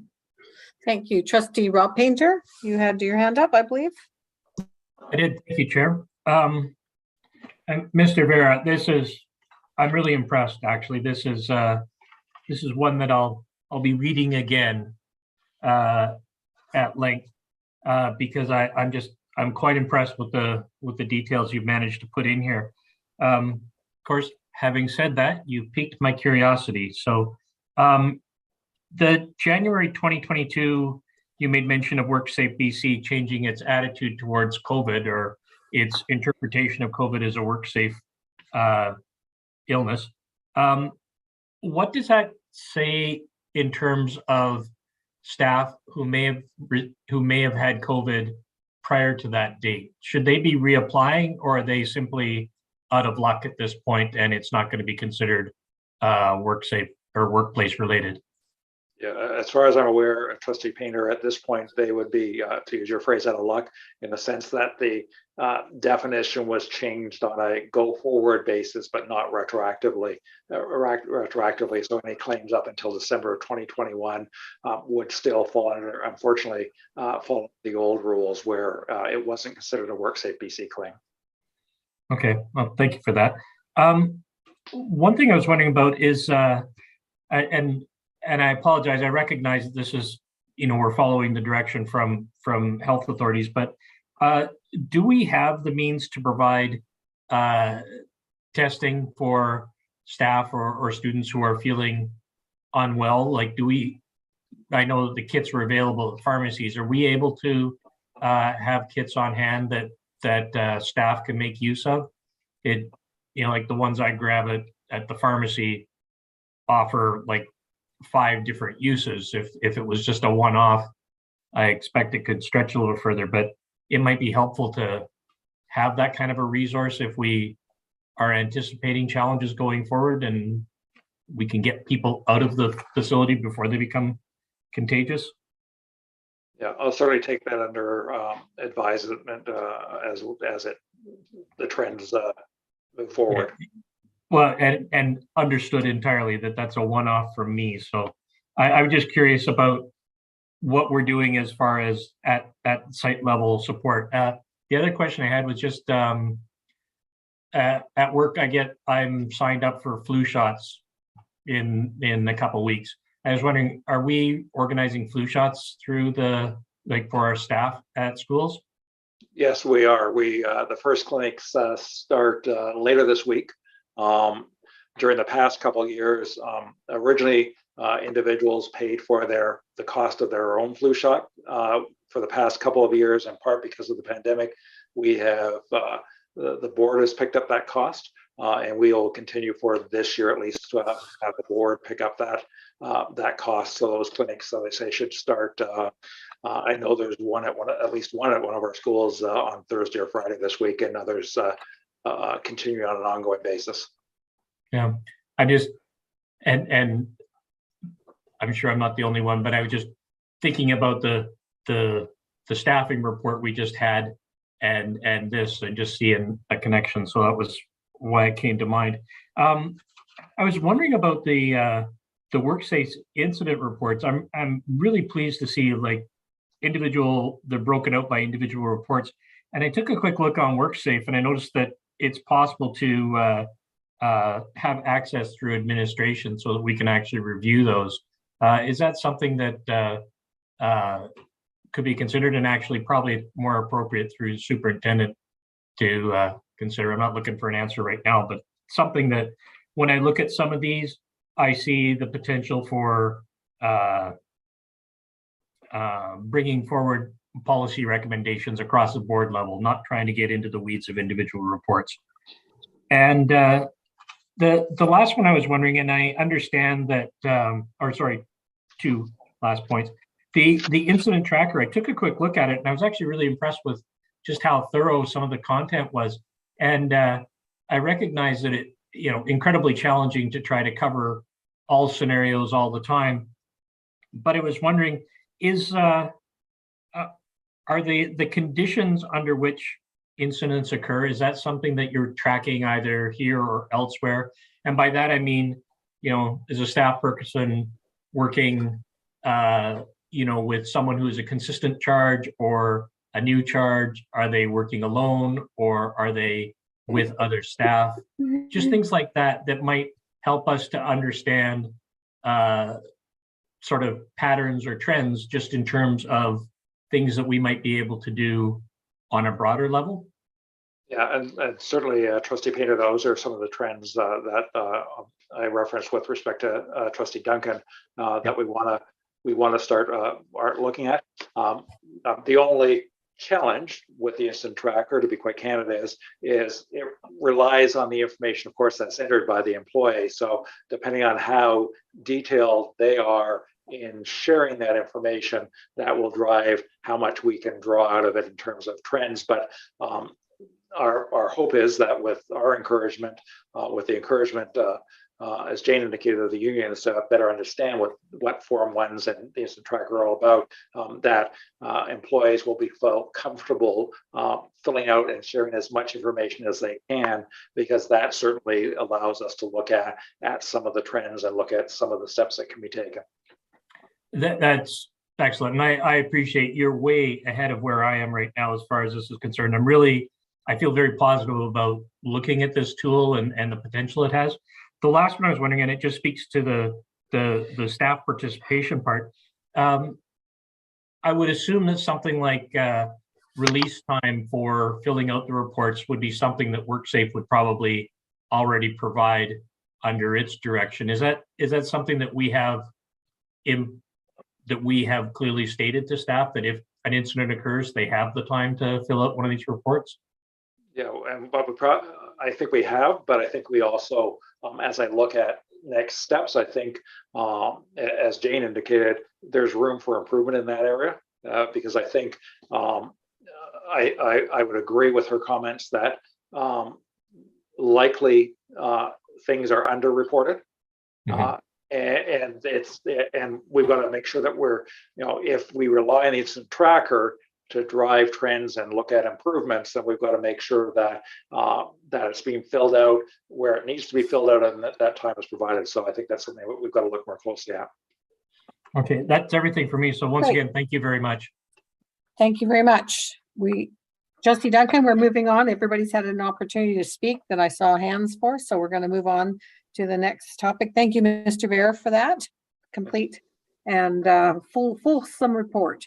We're going to move on to E1, the new E1, which is the old F1 operations update for September under facilities planning. And I think that is, I'm not sure who that is. Is that Mr. Vera again, or is that Secretary Marnie? Is that? Yeah, our Director of Facilities. Great. Thank you very much. Hi, thanks.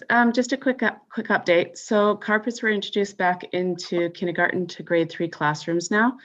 The 50% day custodian transition is well underway. So a big thank you to the custodians during this transition. There was a question last month regarding the busing, the late registrations. So that is now complete. We had 143 late registrations, 26 being for our inclusive students, which is our door-to-door service. So we had to do, all the routes had to be remapped. But out of the 143 students that were late in registering, all were approved, or not all that were approved, we were actually able to accommodate them. What else can I tell you? So we're in the process of snow prep. It's well underway. This includes servicing all of our equipment and updating our snow maps and our runs. We're working out the logistics to get the 21 schools that don't have morning custodians to be de-iced and shoveled before staff show up.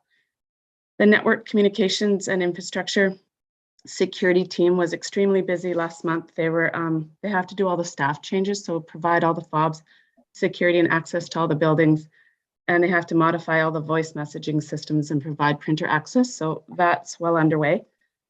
What else can I tell you?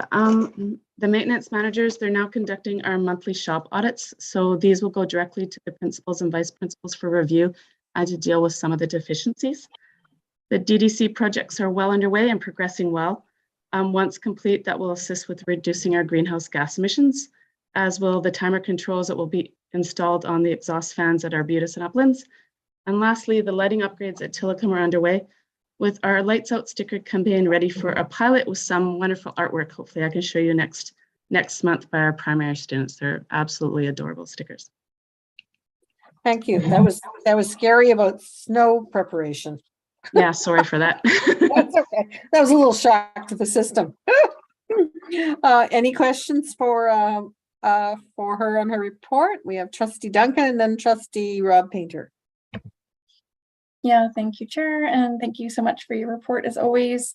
You won't be surprised. I want to talk a little bit more about shops and shop health and safety. I wanted to just touch base on the metal shop consultations. I note that in the report where they're 100% complete, so 5 out of 5 consultations are complete. And then it indicates in the report that the maintenance department will be moving forward with metal shop installations. And so I just wanted to clarify what the percentage of remediations and upgrades would be then for the metal shops. Where are we in terms of addressing the health and safety issues?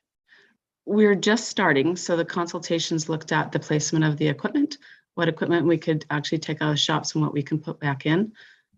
They're all in different processes. So we're just getting to the point that we've mapped them all out. They're all approved now, and now we can go in and start moving the equipment. We won't be able to get the lines completed until next summer because the floor actually has to be degreased before we paint it. So it's going to take a full year before we're able to fully complete it and get, it's mainly just because of the safety lines, but we're hoping a good chunk of it will be done just after Christmas, like January, February. It takes about 3 weeks roughly for one shop, taking in mind, depending on how busy the shops are. Some are a little quicker than others if there's not as many students going through them. Can I ask then through the chair that the report starts to reflect that although the consultations are complete, that all of the remediations and upgrades and so on are outstanding, and then reports against those as they're completed. In terms of the aviation shop, so we've confirmed that students are in it, but I'm unclear that, I see that the consultation's complete again, but I want to be clear on what remediations and upgrades are outstanding from a health and safety perspective and any timeline associated with those. So for the aviation shop, all the equipment's actually in place and bolted down. We just have the safety lines to complete. So that one's further through, and the aviation, so that's the inside school shop. The outside bunker, if you will, I don't know what to call it, where they store the plane, that's completely done. That's cleaned up and completely fine. So that was done prior to summer. Sort of like a bunker. Yeah, I don't even know how to explain it, but the plane shed, I guess. Hangar, maybe, I don't know. Yeah, there we go. I think plane, I think hangar. I don't know if that's right or not, but okay. And can I ask the chair that again, that just the report be updated just to indicate that, and that's certainly good news on the aviation shop front. It sounds like we're really close there. And then I just had one more question, Chair, if I might. Sure. So this is around the childcare update. I just wondered, I haven't personally heard anything about the consultations on the land use around the childcare studios. And I just wondered how those are going and what kind of feedback you've heard from neighbors in the community as we start to pin down spaces and parking lots and so on for childcare.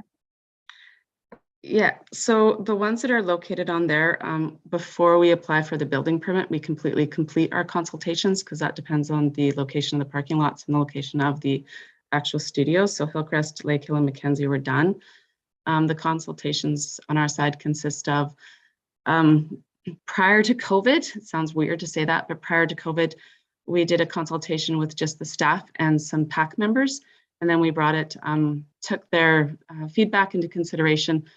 And then we went out to the community with a late night meeting. We just wrapped up about 2 weeks ago, Strawberry Vale's consultation, and it was about 4 community meetings in total that we went back and forth on a number of things. So it took a while, but we settled on something that the community likes. We're just starting our consultation this month and next month on Uplands, Glanford, and Esquimalt. There we go. The third one, Esquimalt. Great, thank you very much. Trustee Rob Painter, and then McNally. Thank you, Chair. Just trying to play catch up here. You mentioned there were a number of schools that 21 sites that there's no custodians there to open the buildings, etc. This was under snow removal. I was just wondering, are any of those 21 schools locations that normally would have had a custodian doing a hazard sweep. Some of our more urbanized schools, I know that was definitely an issue for them.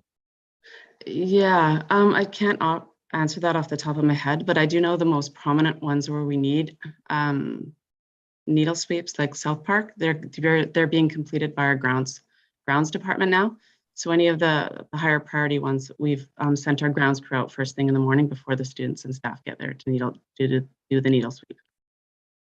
Okay, so they're doing that on a daily basis though? They are, yeah. So a lot of our grounds is now having to pick up some of the slack for custodians, and that's going to continue well into the winter when we get into the de-icing and shoveling. So we're going to see the ripple down effect of this. I can imagine. No, thank you very much for that. And then just questions from last meeting, and there's a question at least I recall in my head, and I don't know if I actually asked, so if I didn't, I apologize for throwing it out here now.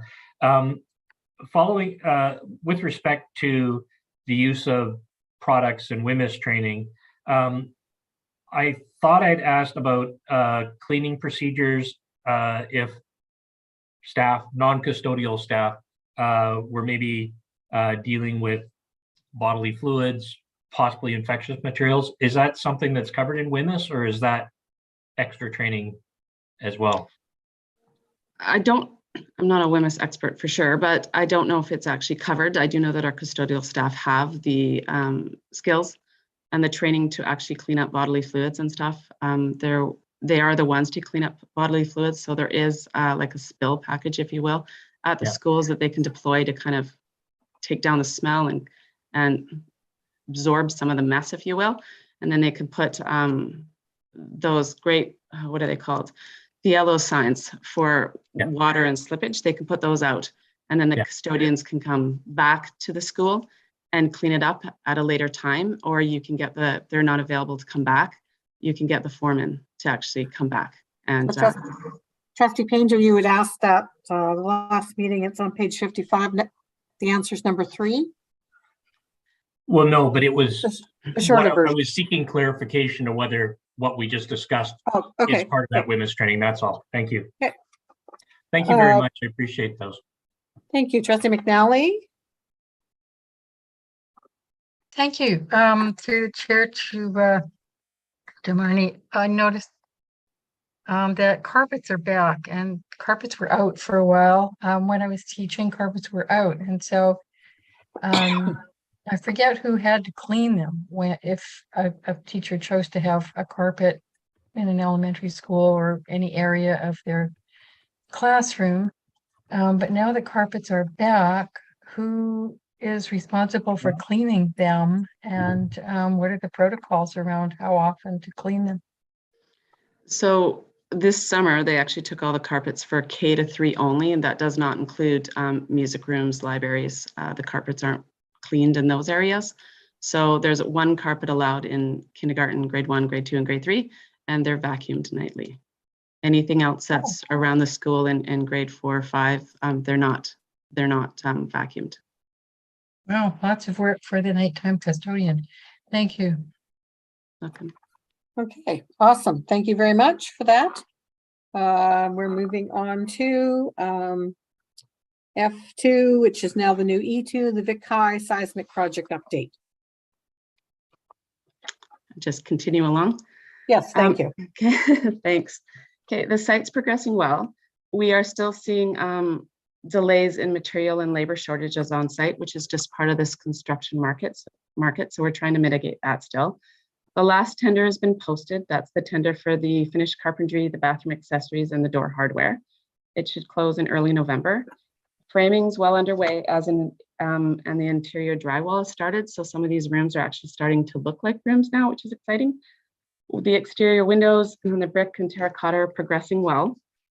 We, if you recall, we took the millwork in-house to build, and that saved us quite a bit of money. And that's we're doing well. We should be done building the millwork end of November, and then we should start in the actual install in some of the rooms in November. The drainage for the sports field is well underway. There's lots of trucks going in and out, and the gravel right now to site should be, all the gravel will be into the site and done by the mid-November. So hopefully a lot of the trucks for our site should be decreasing in mid-November. Great, thank you. Any Oops, sorry. questions? That's okay. Any questions on VICI? Trustee Duncan? Yeah, just one. It sounds like, as usual, you're very busy on this. I just wondered if there was any update on the status of the request that we made for an additional risk reserve, if we've heard anything from the ministry on it yet. No, they've come back with a few questions. So we're hoping that we're going to know something end of November. Hopefully we'll have a positive feedback. So nothing yet, no. Okay, thanks. Okay, Trustee Rob Painter? Yes, and apologies again if this falls into the catch-up issue for me. I saw under 5, there was mention of increased scope. Is that one thing or a bunch of things? Is there an easy way for me to figure that out? No, there's lots of things. So there is lots of unforeseen in this building. It's 100 years old. So there's a lot of extra structural steel. We had problems with lead paint mitigation. We've had, oh gosh, I could be here forever. There's a lot of unforeseens in this building. So that's part of the mitigation. The medallions, some of the bigger cost ones were the lead paint, and the medallions around the building, those were falling off. Those are combined about $2 million in costs, and that's for safety of our students and staff. But there's a lot of unforeseen and extra costs. Great, thank you. Thank you. Okay, we shall move. Thank you very much for that. And great report as always. We're moving back to the order of the agenda. So up to Finance and Legal Affairs, our new E3 monthly financial report. Secretary Treasurer. Thank you. The report is in the packet for your interest, and it's so early in the year as of September. So we're only 1 month into the 10-month budgets. At this point in the year, we should be seeing 90% left in the budget for our 10-month budgets and 75% left for our 12-month budgets. And we have 86% remaining, the same as we did at this time last year. And so we're in good stead at this point in the year. Great. So that's the monthly financial report. Any questions for that one? Trustee Rob Painter and then Trustee McNally.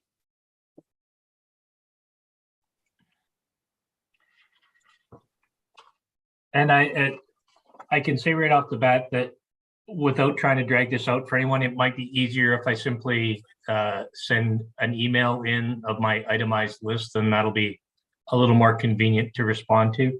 But one thing I was wondering to Secretary Treasurer, to the Chair, is whether or not it would be possible, when I look at this at the operating expenditure sheets, I really appreciate the clarity in them. One thing I find myself wondering is the total expenditure for the year for each of these line items.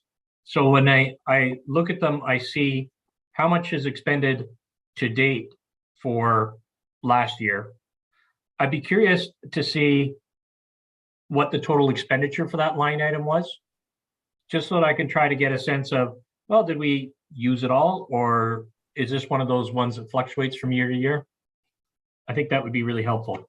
And the other ones, I'll put a list together. I think it's easier than trying to spend 45 minutes asking one-off questions. Okay, thank you. Trustee McNally. Thank you. Actually, that was inadvertent. Now that through the chair, I'm trying to look at both screens. You don't have to ask a question. Well, now I'm going to. Could Trustee Painter send the questions to everybody, or at least when these questions are answered, could we all get the answers? Because I would be interested. Thank you. Okay, thank you. Oh, sorry, Chair, if I may, so I apologize. I was trying to go through a bunch of different pages with my questions. Could I ask 2 more questions, quick ones? Sure. Quick being the optimum word. That's what I'm aiming for. On page 28 of the package, early learning and childcare capacity funding. And so we're not there yet. We're not there yet. Then I'll wait. Thank We're you. still on page 24. Yeah, I was just getting excited there. Sorry. That's okay. Any more questions on page 24? Okay. We're moving on to budget change report. The next one. Sure. And so the highlight that we have here in this particular report is that under special purpose, the mental health funding has been allocated. And as you'll see, and as asked earlier in the agenda, the Student and Family Affordability Fund remains unallocated as we gather that data and sit down to allocate in the next 2 weeks, as Superintendent Whitten had described. Okay, so Trustee Painter, what page was your question on? 28. So I think that falls under this category. So ask away. Thank you, Chair. My first question has to do with the acting district principal early learning. And I was just wondering if we could get at some point an understanding of the role or job description and where they're going to fit into the org chart. I'm just really, I think so much potential in this particular field as the ministry adjusts and we adjust with it. I really would like to learn more about that. So that's more of a request than a question. Here's a question. With respect to the Student and Family Affordability Fund, I'm curious about the application of an equity lens on this one. I know that we have particular segments of our population, for example, students who would be classified as in care, and also, you know, some of the families that might be identified through the community link analysis, who may be under greater pressure, certainly under the current economic situations, and just how we're going about taking perhaps their greater relative needs into consideration. Yeah, I think, or sorry, is that for me? Sorry. Yes, it was. Does the superintendent want to start, or do you want me to start, or? Superintendent? Sure. Sorry. No, Kim, you can start. You've worked on the formula. Sure. So we've got data coming in from several sources, and one of those is the 4 houses. And so we're awaiting some feedback from them. So we will take that into account first. And then we are looking closely at S.J. Burnside students, given the vulnerability there. And then after that, with the remaining funding, we're looking at sort of a 3-pillar approach. And the first one is based on the principals' discussions with their communities, their learning communities, in terms of whether it's food, transportation, fees, etc. What's the most important to you? And so that'll take up about 1/3 of the funding. So what did principals in their learning communities say was a priority? The next sort of pillar, or 1/3 of the funding, will be similarly from the principals' Google form, where we ask them how many incremental families with hardship do you anticipate having this year? And funding will go to that kind of an equity lens. As we know, the funding is not meant to replace what we already do for hardship for some of our families, but the incremental families or need, because we already budget for the original hardship. And then the 3rd pillar is taking a look at the Community Link Vulnerability Index for all schools, not just the 50% of schools that receive link funding, but an equity lens on the vulnerability of each school. And that will be the last 1/3. And that's something that we are looking at as an additional model. We think we're refining it down to take into account many factors around vulnerability and the information gathered from families and thought exchange and things like that. So that's sort of where we're headed. We haven't had a good bit of time as a staff to discuss that model, just did it on Saturday night. So that's what we'll be taking a look at in terms of that equity lens. Great. No, thank you. Thank you very much. I'm happy to wait or to. Okay, Perhaps I've got two more people before you. So Tracy and then Anne, Trustee Whitaker, sorry, Tracy and then Trustee Whitaker. Sure. And thanks for the details, Superintendent, because that was part of what I wanted to ask about. But what I really wanted to ask is parents are really, I'm getting questions about it. Parents are, concerned about the families who really are struggling. And some of them have noted that some other districts have already put out their information about what they're doing. And I know I feel badly putting pressure on, but I feel like I need to get a response to them sooner than a couple of weeks from now. So I'm just putting that out there, that it would be nice to have something kind of like what you just sort of summarized, at least, that could be shared with families. Great, thanks for that. Trustee Whitaker? Yeah, thanks. I guess my line of questioning is going to be along the same. I believe that the point for this money was meant to get to parents as quickly as possible. That's why it came to us, because parents were complaining were noting that the cost of living had increased and school startup fees were a burden. I know myself from my personal experience, the Thanksgiving weekend that just passed is probably the hardest weekend for parents that do struggle with those added September startup costs. They make it through October rent, and then we're right back to more days off. And I think this September included 3 statutory holidays. And for a lot of parents that are working in shift work, if they can't find daycare, don't have that childcare for their children when we're closed, they lose income.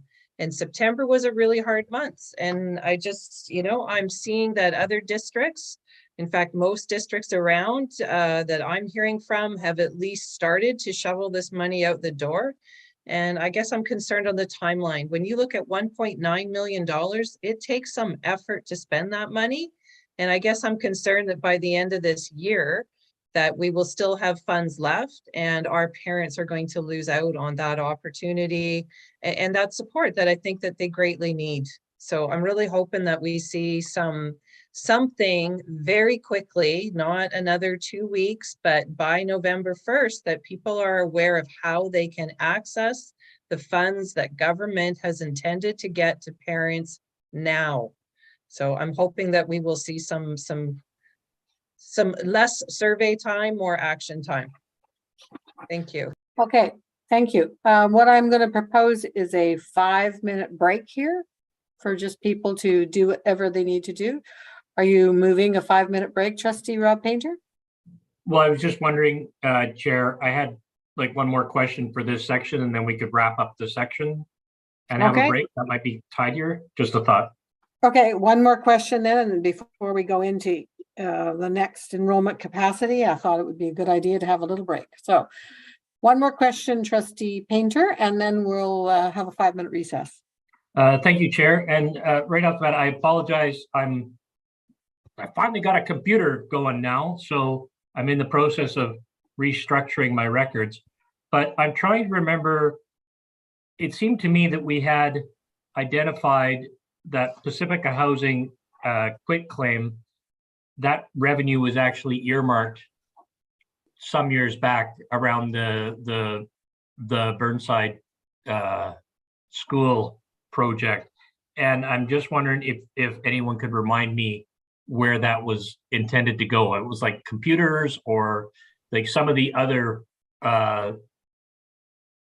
pockets that were sort of accessed. I think one might have even been Vic High that were accessed so that we could move forward with Burnside. And I thought that this was going to go back there. So maybe we can ask for that information to come to the board meeting next week, because I don't think anybody was ready for that question under the budget change report that we're on. I think I can answer part of it. Okay, go ahead. So I think SJ Burnside, has been paid for. That is done. So there's no need to repay it.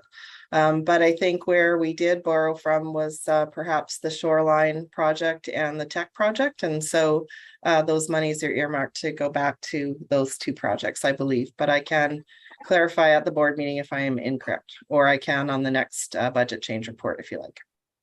Right, thank you.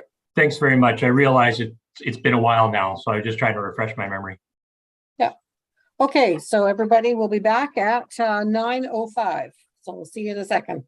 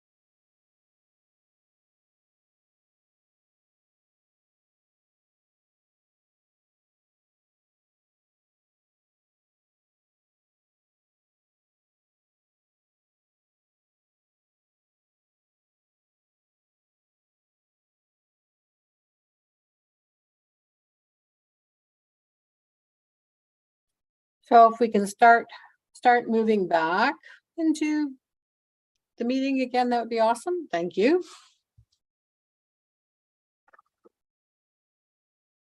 It's the pause that refreshes.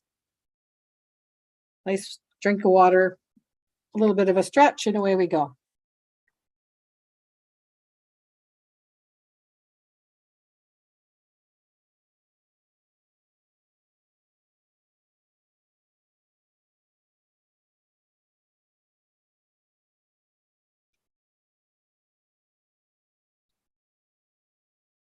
Still waiting for a few people here.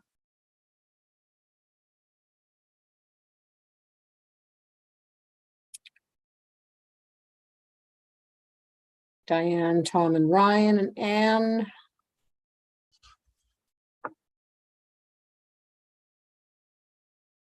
I am here.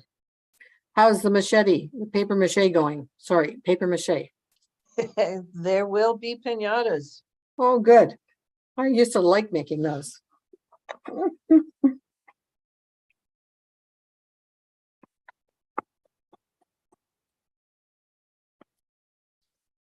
Okay, Mr. Ferris, are you with us?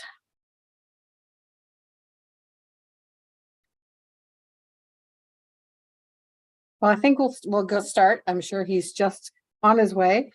We are on the new E5, which is the 22-23 enrollment capacity and funding update, Secretary Treasurer. Thank you. So starting on page 30 of your pack-up, we have quite a bit of data to share with you. Just to give you a sense of where we're at in terms of this school year startup and some of our student enrollment data submitted to the ministry. So on page 30, we have our enrollment for you. We're up about 212 FTE from 21-22. That's an increase of 31 elementary, 51 middle school students, and 146.78-ish secondary FTE. We do see a small decrease of 16.75 at alternate, but that may pan out to be a little bit higher as we move through the year, since they have 3 collection points, September, May, and February and May. And I guess the fact that our secondary has gone up fairly significantly, it may indicate that alternate did go down because people are more comfortable being back at school after COVID. Just for information, we are reporting 1,478 Indigenous students, and that's still just 60 shy of our pre-pandemic levels, give or take, who would have graduated and who would have come in for kindergarten, those kind of fluctuations. So we know we're always trying to make sure that we have attended to those students, and they're not quite back yet, but we continue to work on that. Right. Next page you see is capacity. And so I'll just run through these and then take questions. So the capacity at elementary is about 90%. And of course, this is based on head count, including international. So our elementary schools are about 90% utilized. Our middle schools about 86%, and our secondary are 92%. Utilized. We have 4 schools currently that are over 100% capacity with the elementary bulge that we're seeing. Macaulay, Oakland's Tillicum, and 1 secondary school, Oak Bay. And just a reminder that in terms of operationalizing a secondary school and to some degree an elementary school over capacity is within a certain range is not untenable. And just a reminder that the capacity we're using here is functional. And so this isn't an as-built capacity. This is taking into account the additional divisions as a result of the restored language, which changed our functional capacity, or the ability to place students in schools in a different way than the as-built. And we have 3 schools that are less than 75% at this point, or sorry, 2, Sundance, and that's there's a good reason for that, because we're just adding divisions each year as we go in order to reopen that school. And then Rock Heights is under 75% capacity. In terms of funding, we have 182.116 increase from our preliminary, and this is always important for us because did we budget correctly or not? And so that sounds like a good number, but we do remember that the board took some enrollment risk while it was setting its preliminary budget, and that equated to about 164 FTE. So the good news is the board met its risk threshold in its preliminary budget because it took a risk of 164 FTE and we came in with 182 more than we had projected in at budget time. That leaves about 18 for additional revenue, give or take the staffing that we allocate to those particular individual students. And just in general, interestingly enough, we're about 3.3 million up from projections at our preliminary budget, and we're up about the same amount from last year. Great. Okay, any questions on these 3 pages? Trustee Rob Painter and then Trustee Duncan.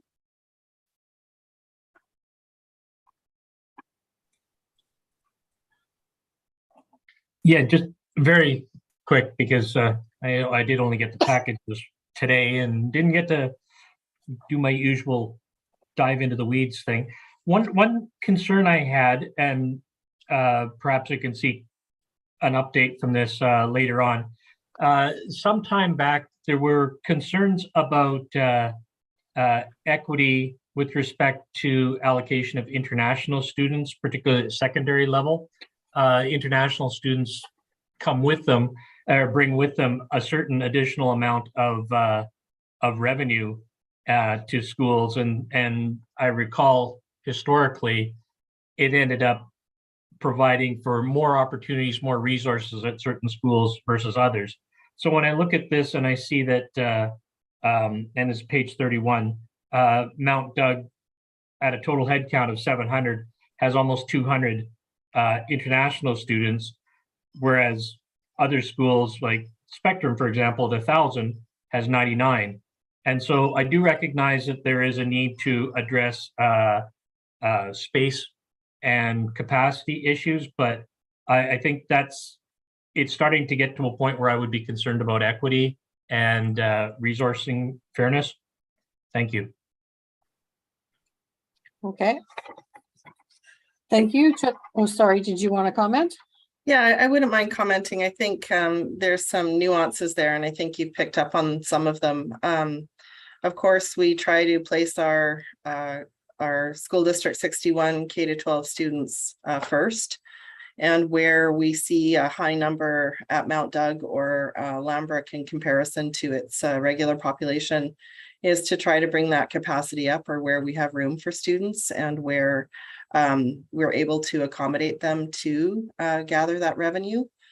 We do know that international students, while they do add some funding at secondary schools or the schools that they're in, they do also provide a good amount of revenue to the district as a whole.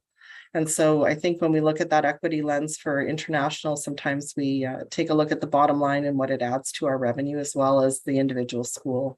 And it does make the school viable in terms of some of those utilization numbers you see on the right-hand side. And so where we might think our biggest school like Oak Bay with 224 students should proportionately have more international students, we take a look at that capacity utilization and it's simply not possible.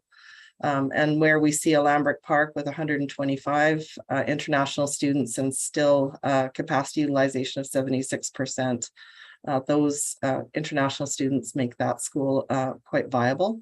And so I know you understand that. It's just to point it out a little more and just to remind ourselves, like in the budget process, that international does add to the bottom line and benefits every student. No, I do recognize that, Secretary Treasurer, but like for me, honestly, a concern I would have is when I see a school like Oak Bay at 105% capacity, and I realize it's not just a straight numbers thing, that we're probably looking at FTEs and program allocations, but why would we be looking at an increase or like a substantial number of international students when we're already, from the looks of it, struggling to meet the needs of in-catchment students? That's, and I'm not suggesting there's an answer right off the bat. It just, Yeah. that's the observation I'm making.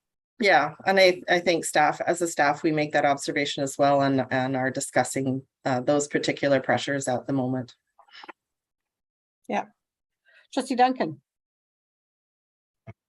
Yeah, thank you. So yeah, through the chair to the secretary treasurer, I thank you for the report. It's really good news, I guess, a good news story this time around, that we have the anticipated risk by, projecting a greater enrollment, that we've met that and exceeded that.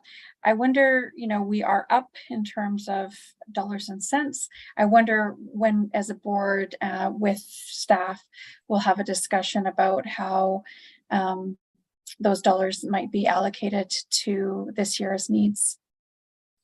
So I think, Treasurer? oh, sorry. Yeah, I think they are mostly allocated already, Trustee Duncan. So of the 183 or 1.4 million you see increase in terms of regular enrollment, we have to remember that 164 of those students are staffed already. And in fact, all of our students are staffed at this point.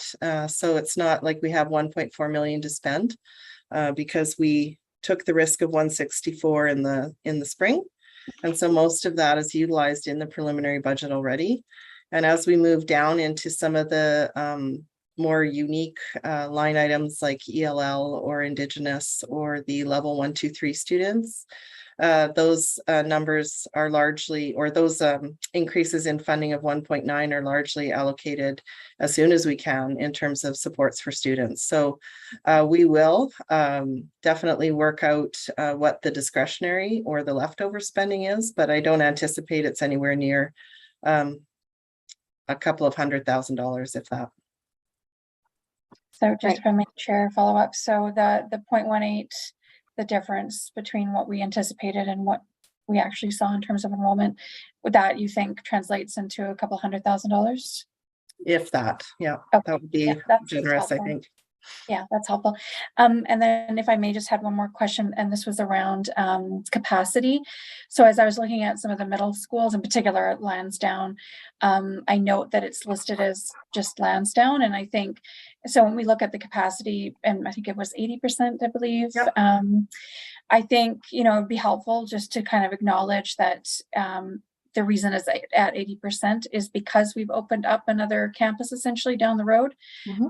And so maybe we want to kind of just note that or acknowledge that by saying Lansdowne North, Lansdowne South. Yeah, because I think certainly, I never anticipated when Lansdowne South, or formerly Richmond Elementary, was utilized, that we would need to utilize that forevermore as a secondary campus. And so if that, clearly the needs of the neighborhood, the neighborhood's growing and clearly the need is there. So just be nice to see that noted. Great, thank you. Any other questions on these 3 documents? Okay, moving on. We are on to the crossing guard implementation update. Secretary Treasurer, I think. Okay, so starting on page 33 of your pack-up, you can see the crossing guard memo for the update. We wanted to provide you a little bit of background around the Greater Victoria Crossing Guard Association providing service all these past years. And I have to say that during this transition between June and now, Audrey Smith has been an amazing resource for us and really cooperative, and can't thank her enough for all that help. So just a little bit of history on who's provided crossing guard services in the past, and then talking about our internal provision of service. And when we talk about an equity lens, we have some crossing guards that were fundraised for separately and provided, and we had some principals where crosswalks weren't in place or crossing guards weren't in place, making some difficult decisions about school resource allocation in terms of human resource allocation, and taking some of their supervision hours and covering off safety and crosswalks. And so we're just trying to point out or identify there's a little bit of inequity there in terms of how the service was provided and the choices that had to be made. So we see three main issues, and I don't even know if they are still issues, but this is what we worked through, that crossing guards are essential for the health and safety of students, and that we had to find a solution through our own means and some discussions with the municipalities. And again, if we're thanking people around this project, it took a lot of the summer for some reason, and the Superintendent Whitten and Chair Painter spent a lot of time speaking and meeting with municipalities, and the board met several times over the summer. So everybody worked very hard. So big thank you there. We have identified that inequity that I just spoke of, some external funding for some provision and some making choices about supervision hours on site in order to cover off these crosswalks.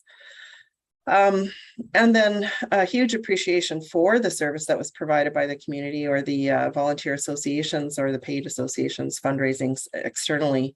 But we can see that there's been some transition throughout the years and some uncertainty depending on which community group is going to pick that up. And so that also identified a need for us to possibly bring it in-house. And so some of the things we've done to date, we did a survey at the end of summer or at the end of spring and beginning of summer around what principals were seeing as crosswalks that needed attending to. We costed out those requests or those identified crosswalks. Again, the chair and the superintendent met over the summer with municipal partners, and I've provided their responses to us in Appendix A, except for Oak Bay, which we're still waiting for. And then again, it was a real team effort. Human Resources Services, Jillian Denotter, sprung into action. Have to thank Jane and her team. They came to the table right away to discuss it. Principals put those crossing guards in place right away. And I think we had services in place the second day, if not the first day. So just a huge team effort and just a great team to work with in terms of getting these services in place. Confirmation of funding. So of course, budget is going to be picking up and we have some commitments from municipalities for this year, which is great. We have some shortfall this year, particularly in the area of Saanich. And we don't have ongoing commitment from our municipalities either. So we still have more work to do in terms of perhaps negotiating some memorandums of agreement in terms of how we're going to move forward together to provide this service to students. When we see a $102,000 shortfall for this year or a $241,000 shortfall for next year, that is our operating budget if we are to continue with these services and these shortfalls. And so that always means making choices about resource allocation. So yeah, so we think the board needs to advocate for ongoing funding by negotiating memorandums of agreement to secure the funding from municipalities in a sustainable way. Or budget for the shortfall, removing resources from other areas of the budget, or I think the least palatable is reducing crossing guard services by the amount of the shortfall to balance. So we don't have a recommendation for you today, but we did want to give you an update and just give a big shout out to our team. Questions, Trustee Duncan? Yeah, I just wanted to, through the chair, echo the thank you. You know, clearly a lot of work has gone into getting to this point. I wanted to just speak briefly to the issue of the significant shortfall pertaining to crosswalks in Saanich. You know, I'm hoping that there's an opportunity with a new mayor and council to kind of reinvigorate some of the discussions. I hope that the new board will have an opportunity to do that relatively quickly, noting that at least in terms of those particular crosswalks in Saanich, I believe we have funding in place till January, really. So there's a small window of opportunity, hopefully, with a new mayor and council to negotiate around that. And I hope too that we pick up on some of the issues or get some clarity, I guess, on how municipal policies around road safety are being implemented. I think it would be very helpful to know more about, how municipalities themselves are making decisions on how much money to allocate to these purposes. I know that there are policies in place and that municipal staff make recommendations to council about how much money to allocate for road safety at particular crosswalks. So hopefully we can pick up on some of those issues and advocate pretty particularly to try to get some more money. So thanks to everybody for all the work, and look forward to moving this forward even more. Okay, any other further comments? Trustee Rob Painter? I just wanted to come back to the inequity, and I recognize right off the bat, thank you very much, Secretary Treasurer, for highlighting this challenge.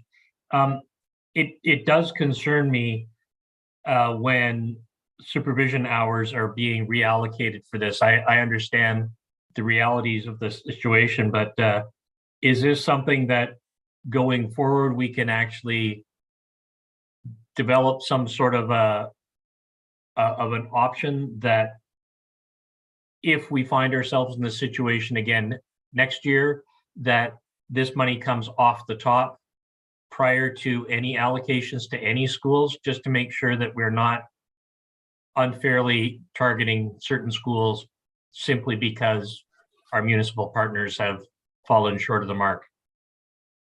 Yeah, so obviously the 350 that you see in funding requested takes into account the previously externally funded services, as well as the supervision hours reinstated to the district.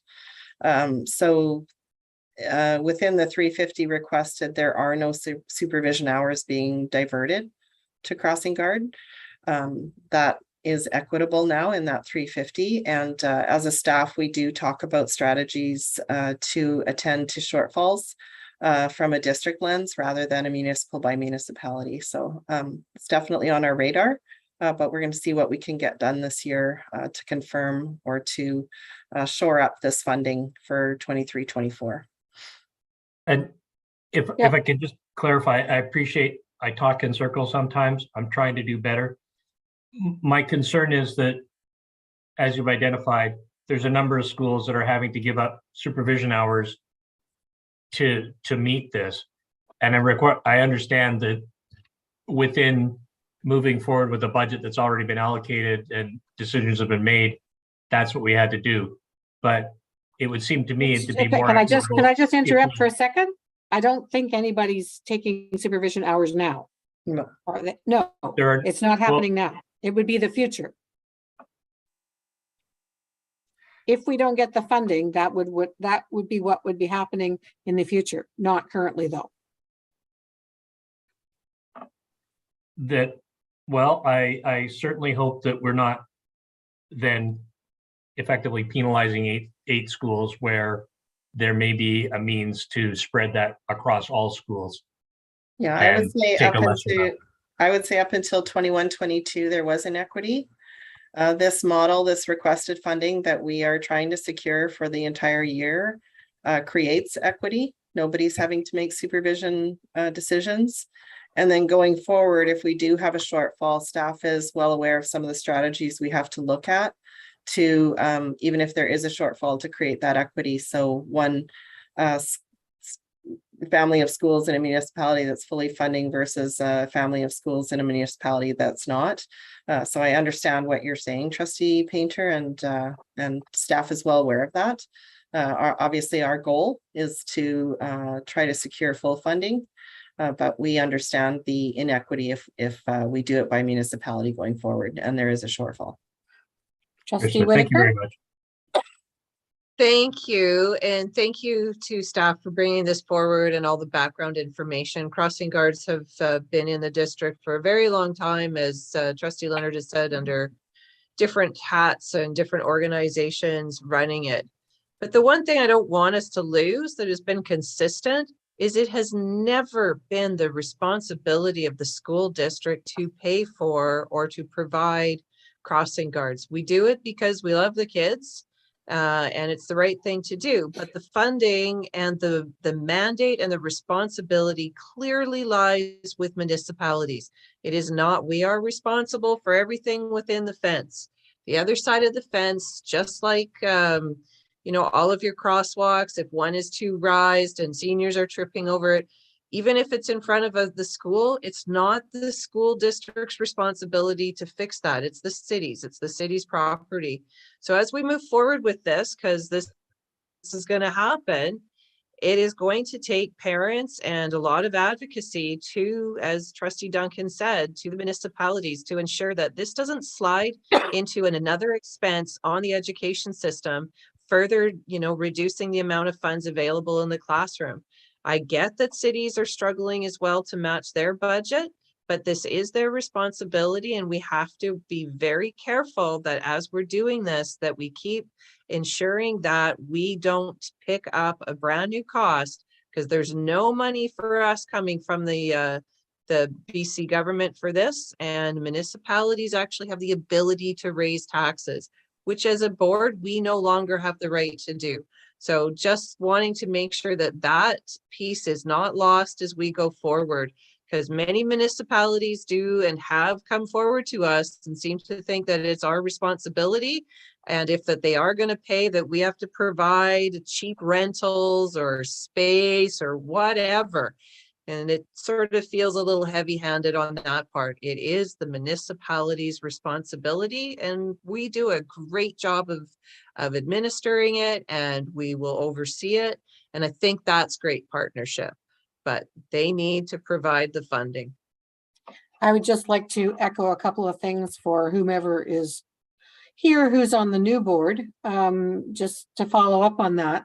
The municipalities that are showing that they're not doing ongoing funding have done it for 20 years. All of a sudden, with the change of what's happened in the last year with VCPAC and Audrey backing down, they've looked at it again, which they haven't for 20 years. But View Royal and Oak Bay and Stanage, for the ones that we asked them for, have always 100% funded.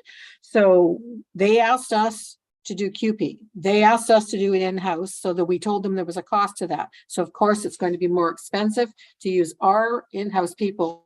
So that was what we were passing on. And all of a sudden they've come back and said, no, we're not going to do that. So the new board needs to be very vocal and very firm and very strong-willed about this. And the last thing I'll say is that now that this is public, which is why it hasn't been public till now, when you look at one municipality pitted against another one, some will say, well, they're not paying, I'm not going to pay. So you have to be really careful moving forward that we're not stuck with $350,000 in your ongoing budget every year, in your operational budget. That will be a disaster, because that will come right out of the classroom. So as much as I was there at the beginning, this has got to carry forward, and you're going to have to be really strong and talk to these new councillors. And there's a new mayor in View Royal, there's a new mayor in Saanich, so hopefully those things will move forward. So I'm just hoping you'll take the torch and run with it. So that's all I have to say on that. Anything else on crossing guards? Okay, thank you very much for that report. I hope it's on a future agenda fairly soon for follow-ups. We are now going to F3, which is Cedar Hill Middle School Replacement Engagement Report number 1.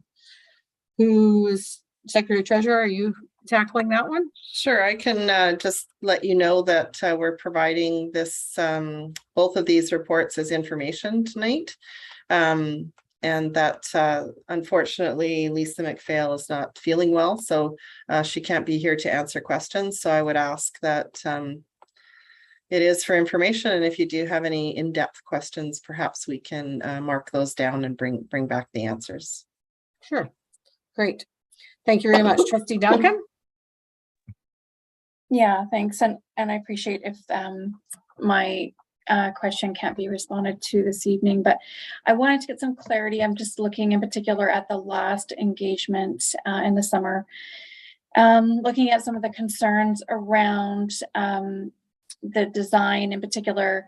I think it says on page 7, overwhelmingly respondents noted a concern that the new school will offer less space and fewer amenities than what the existing school currently offers.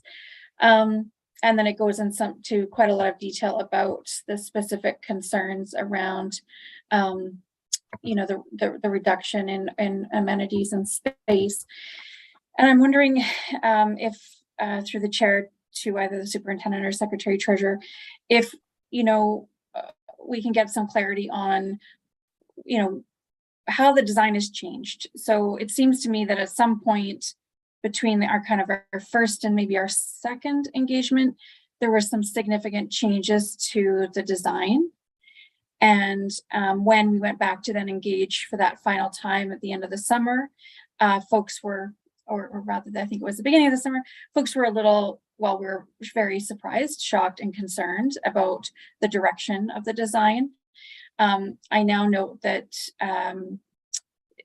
the ministry may have already approved the design.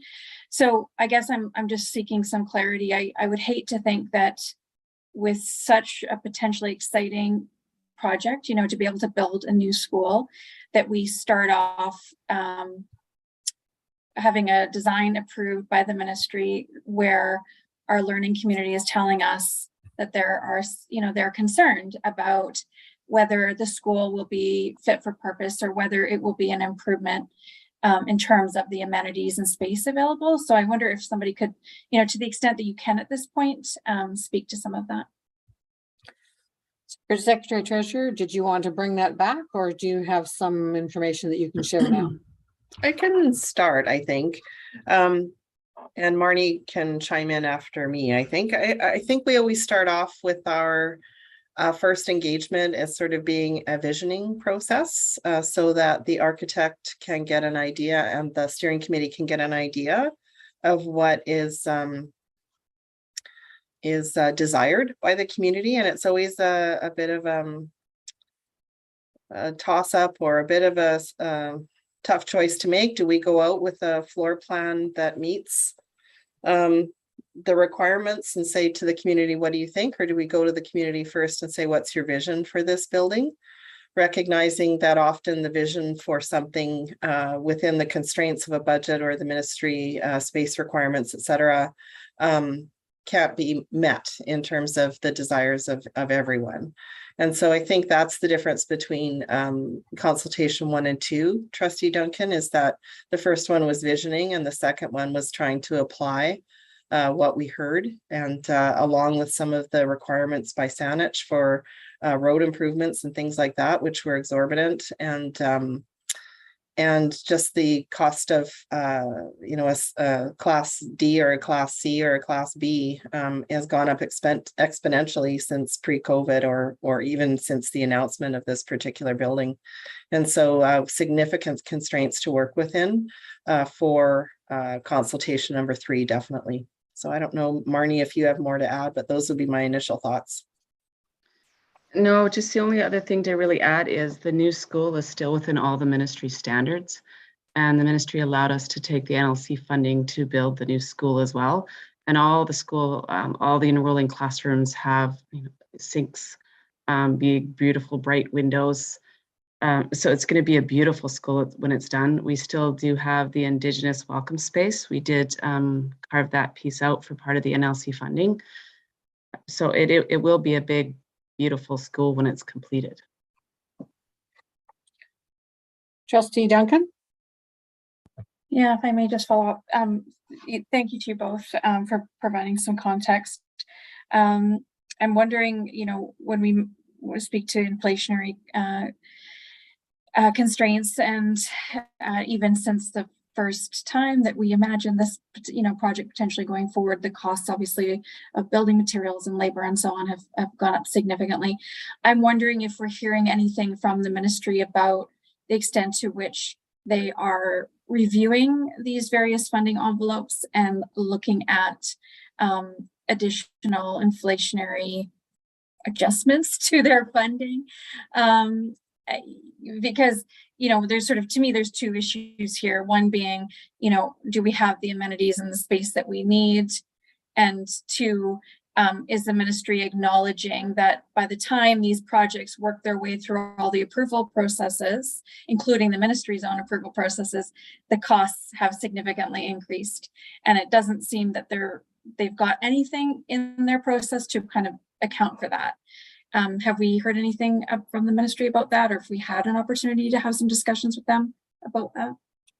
Again, I'll just kick off. I think when we receive a funding request, we do have what we call below the line money to take into account escalation. Obviously, in a post-pandemic world or mid-pandemic or wherever we're at, in this particular case isn't really enough to do what we had envisioned. But as Director of Facilities, Vistas and Harwood has indicated, it's still a beautiful new school. And to the first part of your question, we think that the current design meets the needs and is within the ministry design constraints or abilities, but I'll let Marnie expand on that if she'd like to. No, not much expansion really. When we do the tender documents and we see what the prices come in, if they're exorbitant, we will have to reach out to the ministry and have some more discussions. But right now, everything is costing within our budget. Okay, I've got Tracy and then Trustee Whitaker and then Trustee Painter. Great, perfect timing. My daughter just left the room. All I needed to, I just wanted to, I'm definitely not up to speed on all of this, but I definitely have been hearing from lots of PACs about this. And just wanted to reiterate mostly what Trustee Duncan had said, that there's concerns about the design, music space, shop space, all things that were, you know, high priority identified items. The fact that it is less space and isn't planning for future growth of the district. And I understand the constraints, but I still have to say it because it's really not a good idea to build a school for the future that isn't going to fulfill the needs of students. And I also wanted to note that I did look through those, the two reports, and that was really helpful for me to kind of get up to speed. And I didn't see anything at all on accessibility. So I would have some curiosity about what is planned in that regard. Thanks. Okay, Trustee Whitaker. Can I just sorry, Yep. can I comment on that? Yep. So just Treasurer. thank you, Tracy. Just to clarify that this school is designed to have an addition. So it's not a fixed, the current construction or the approved funding is a fixed amount of seats, but the design does lend itself to an addition for future enrollment. Okay. And Marnie, did you have a comment to add? No, the big thing about accessibility is that's been taken into account from the very beginning. So they will be fully accessible. There'll be braille signage throughout. So we've taken into account the accessibility. There'll be an elevator in the actual building from floor 1 to floor 2. So they have designed for the accessibility component. Okay, thank you. That's great. Trustee Whitaker. Thank you. I do want to express some concerns, and I realize that, you know, we started with one drawing and it seems that we've been shaving off little bits here and corners there and rooms here and programs by the time we seem to have managed to get a build that we could do within the budget that the ministry has allotted. And I guess, you know, I mean, obviously it's the fact that we're going to remove a shop class and have a multi-purpose room, which might at some point do robotics. But I guess my concern is if we remove the shop class at middle school in one middle school, that doesn't feel very equitable. And I also have to say that, you know, that raises concerns for high school and when those students enter into high school. Are we eliminating these options for a lot of our students because they're not going to have that exposure. Additionally, I'm very aware that in many of our middle schools, the reason that a lot of our young men and young women are attending middle school is because they love the shop class. They're tinkerers. And it really feels like we're in an effort to accommodate the ministry, removing these things because we can't figure out how to fit that within the budget. And I guess I'm concerned that that is something that has come forward after several votes on moving forward and several consultations, that I wonder, you know, where's the line? Where do we stop shaving and say, you know what, that's not good enough. Maybe we can't build a brand new school. Maybe we do have to look to the ministry and we need to say, you know what, that's not good enough. We're going to go with the restoration of the old building, because the formula changes when you do a new build and when you do an old build. In fact, ministry becomes more responsible, if I'm not mistaken, for the costs in doing an earthquake, a seismic upgrade than in a new build. The district's actually required to pay more of the new amenities in a new build. So I guess my question to whoever can answer is, when are we going to look at this again to determine, is this really the right move to go forward with this, or should we look at other options? Because we are losing a lot. We are a far way away from what was originally presented to us. We've definitely, we're losing services. Yeah, we've managed to make it work, and I appreciate all the work that's gone into that. But is that the right move for our students going forward? Once this is built, it's built. There's no putting a woodwork shop or any shop classes in once it's done. So is there going to be another opportunity to have that discussion, or does this just roll forward? Superintendent.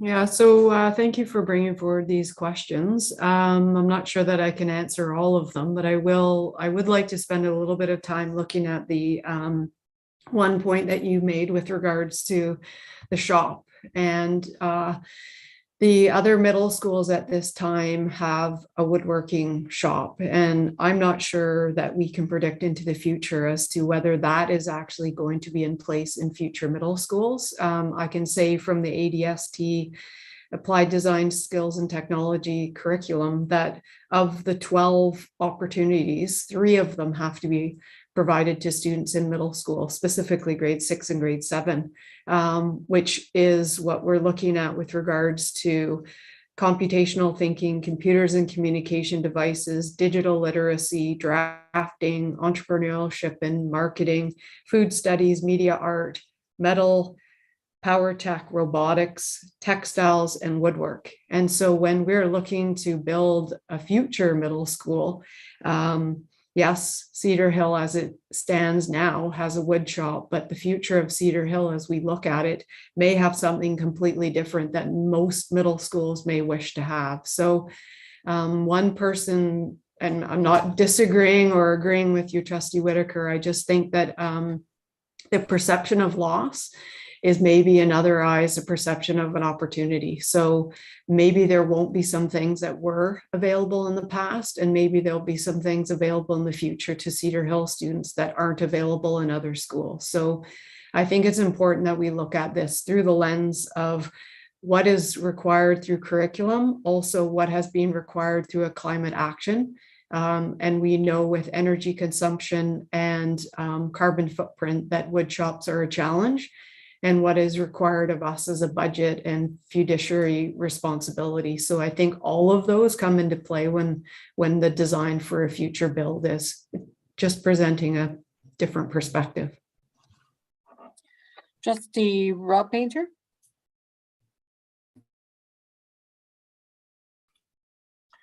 Thank you, Chair. Just off the bat, a couple of weeks back, I requested the project definition report for this build, and I was advised at the time that was going forward. I'm still yet to see it, and I think it's really important, given the conversation we're having right now, that we have those numbers in front of us to be able to understand what some of the trade-offs and what some of approaches being considered are. I've just started to have a look at the area standards for that are published by the ministry, and I'm really curious to see how the numbers that we have for this project are going to play out on that one, just so that I can understand what it is that we're trading off on. One thing that, you know, I during this past election, I took a lot of heat for voting against the Caledonia project at Vic High. And my issue was never about any kind of housing. It was always about the treatment that we received at the hands of the city of Victoria when it came time to provide amenities and such, as if there was some lack of comprehension at the municipal level that this entire project, the school, the field, everything is a community amenity. And it really seems to me that it may well be time for there to be a discussion at the political level between ourselves and Saanich to have them reconsider what they are demanding of us. We're not a developer. We have no way of we're not out there to make money, and we have no way of passing on costs. So what the district is basically putting on us, they're essentially taking away from their own students. And I don't know if they fully understand that.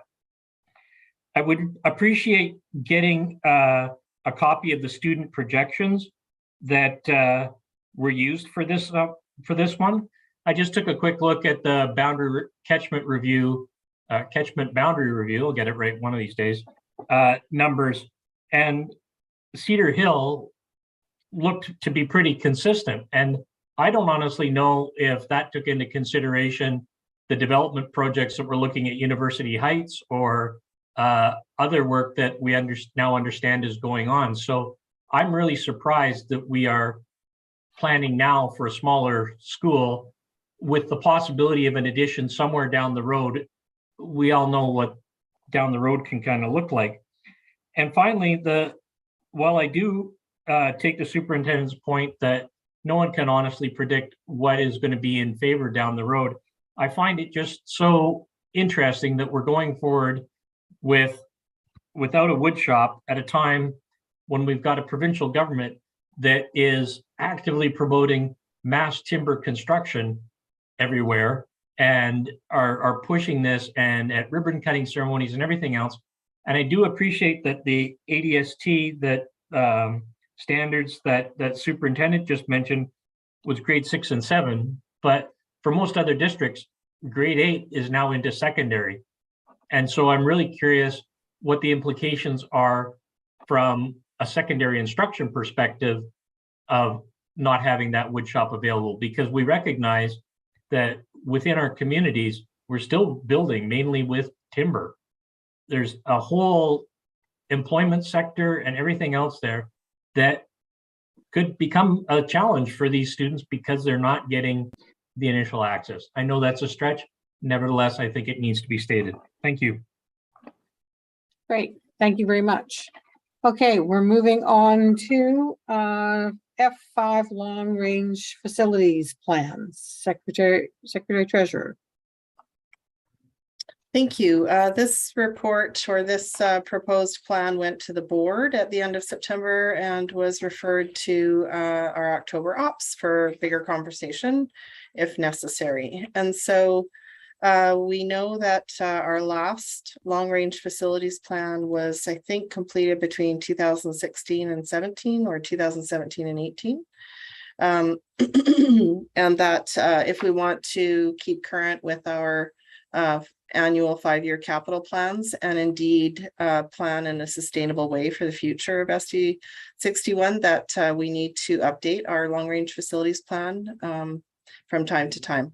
And so this plan involves a fair amount of consultation, whereas your first plan did not. And so we really want to reach out to the community to ask them what we should be considering. so that we can get some feedback around land disposal and things like that. And just what quality learning and working environments look like and what elements they should have. And then moving into some of the liability risk and deferred maintenance that we're responsible for as a district. So the draft proposal or the draft timeline is attached for discussion at today's ops, and hoping to move forward with a recommendation to the board to approve a timeline. Because this will be, if we do a lot of consultation, it'll be about a 2-year project. Can I have someone put the motion on the floor? Trustee Ferris, thank you. Okay, questions for the Secretary Treasurer, Trustee Duncan. Yeah, thank you, Chair. And thank you for bringing this to us at Ops so we can have a little more in-depth discussion about what's being proposed. I guess from my perspective, I think it's great for us to look at long-range facilities planning, refresh it. I hesitate to approve this tonight, keeping in mind that I know according to the timetable, the draft timetable in front of us, we would be looking to start work in January 2023. I think that gives a window of opportunity for the new board to look at this and really take ownership of both the timetable, and obviously they will be taking ownership of the process and ultimately decisions moving forward. So I would start it with that. But depending on how my colleagues feel about that, I had a couple of questions just around the committee reference. So there's some references to the committee formation and committee meetings and so on. I wonder if there's been any thinking about what committee that would be and in the purpose of that committee, and a little bit if on the membership of that committee, if that thinking's been done already. And then I just have a couple of other questions. Secretary Treasurer.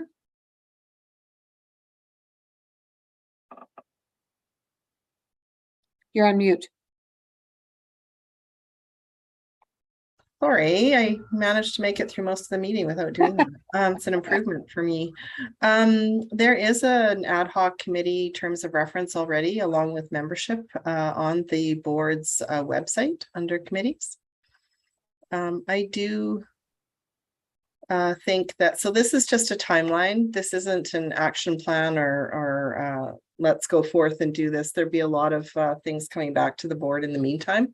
I do think the board should review the terms of reference for this particular committee and see if they still meets their needs, or if they wanted to expand it to be more like budget, or if it wants it to be some sort of different type of committee. But there is a terms of reference on the website already for a long-range facilities plan committee.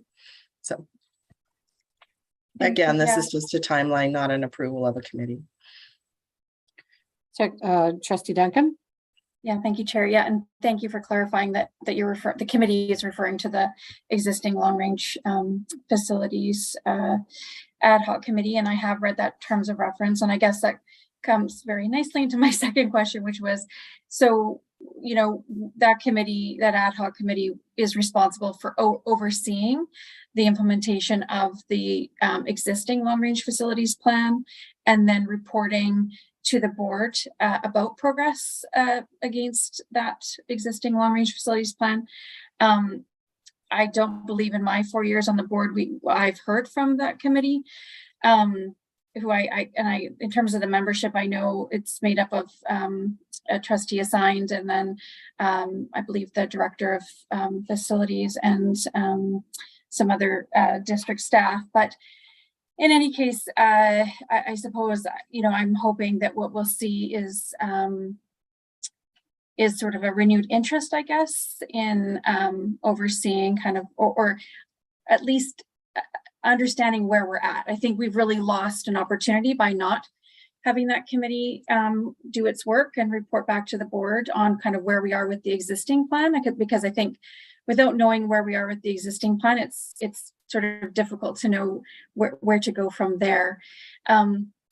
something that's come up recently is some concern in the community that we as a board have considered a lot of land sales based on something that is apparently in the long range facilities plan about, you know, what land is surplus to educational needs. And so it might be helpful as part of our consideration of a timetable to just keep in mind that there's, you know, information out there that has not been readily accessible to the public, in particular around land and land use. And so, you know, I think it's important that we circle back and we look at where we are. I don't know if it's possible to have that committee do a report so that we know kind of where things stand, or that the new board has the benefit of knowing where things are with the existing long range facilities plan. But I think that would also be beneficial and might be something that we could consider building into the timeline that's before us tonight for consideration, because I think it's an important piece that certainly we've missed. Okay. Any other questions? Okay, there's a motion on Trustee Painter, Rob Painter.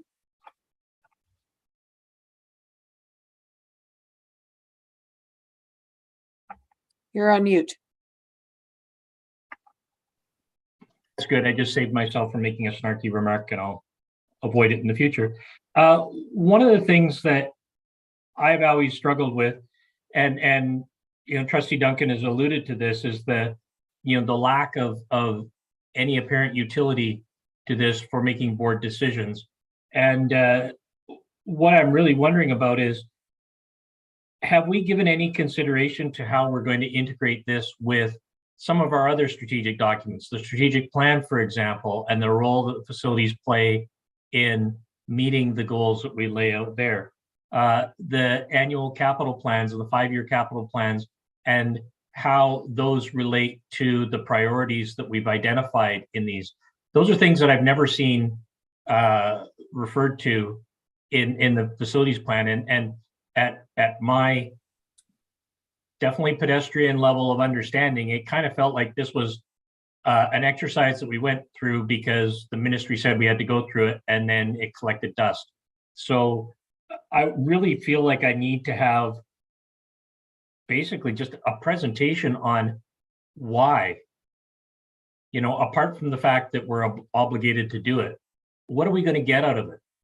Because I don't know that it's necessarily worth a whole ton of effort if it's not going to be a living document that we actually refer to when we're making decisions or considering land sales or things like that. I can't honestly remember ever seeing anything about surplus to needs or land sales in the old facilities plan. It was always consider moderate term leases, like 60 years. That was what was the language in the old plan. I don't recall us ever considering that kind of stuff. So I'm really at a loss as to what we're even trying to achieve here.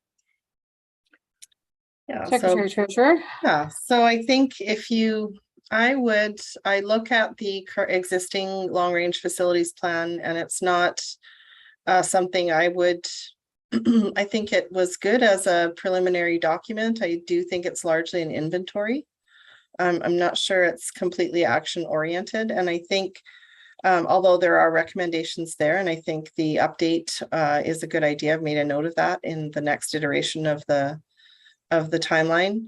I think if you go through a real long range facilities plan where you review the principles of capital planning, creating quality learning and working environments that meet the needs of your strategic plan, lowering the cost of ownership, reducing risk and liability into the future, creating those sustainable buildings that we need, lowering your FCI or improving the quality of the buildings that you're having.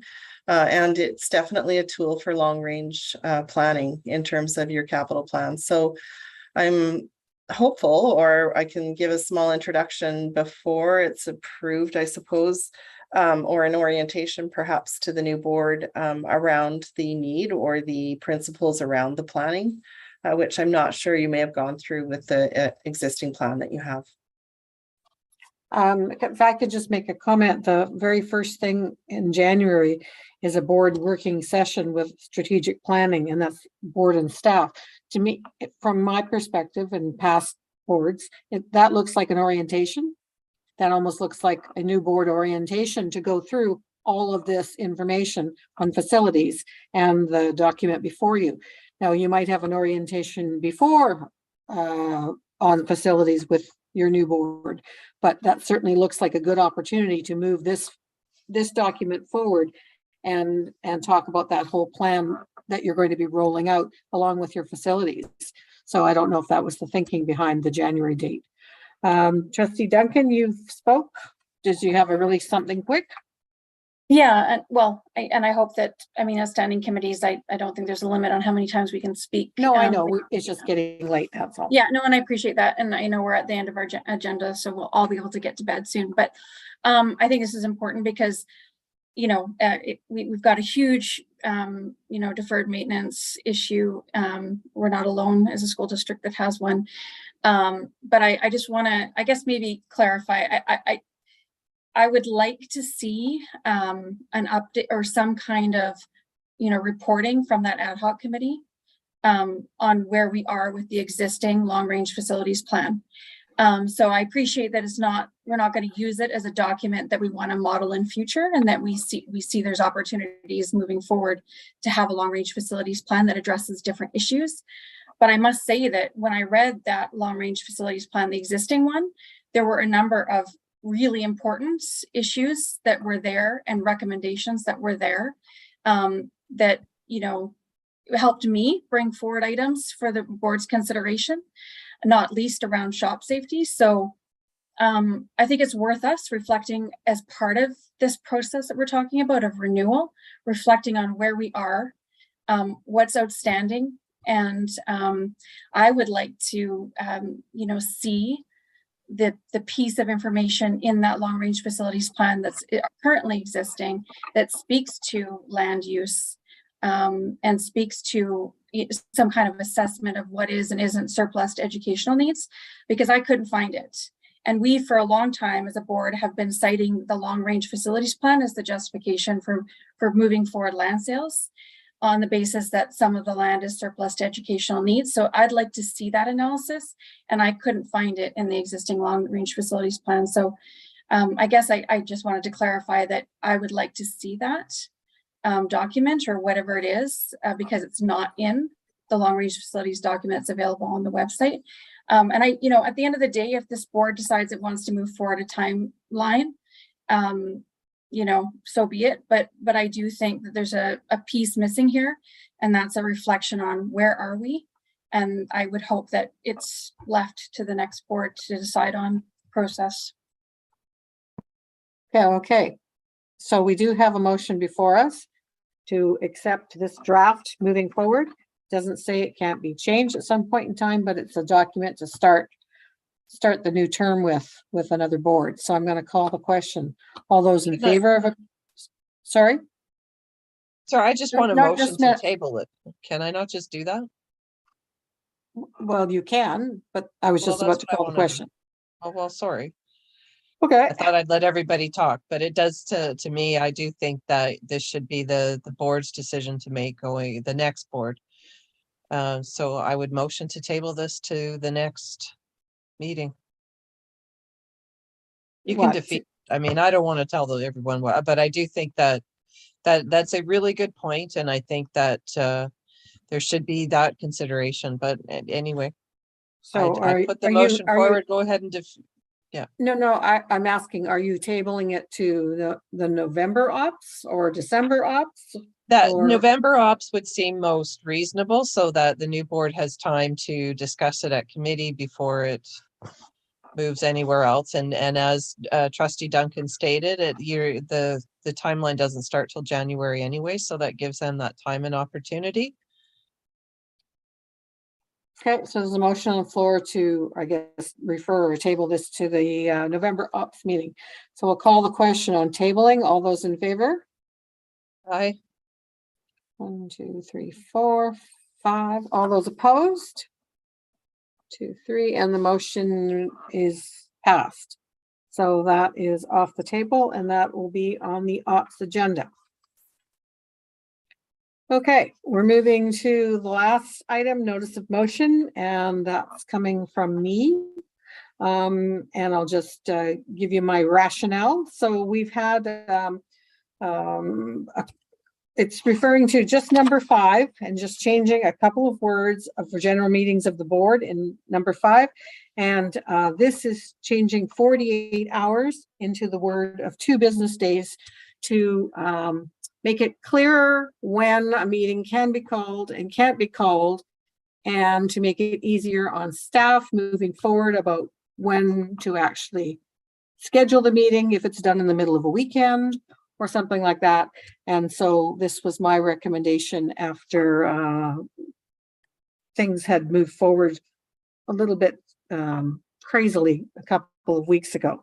So the motion's on the floor. I'll look for anybody to have questions or comments. Trustee Duncan, and then Trustee Rob Painter. Yeah, I just wanted to first of all just clarify, is this under new business or notice of motion for another meeting? It's under notice of motion for today to move forward to the board meeting if it passes tonight.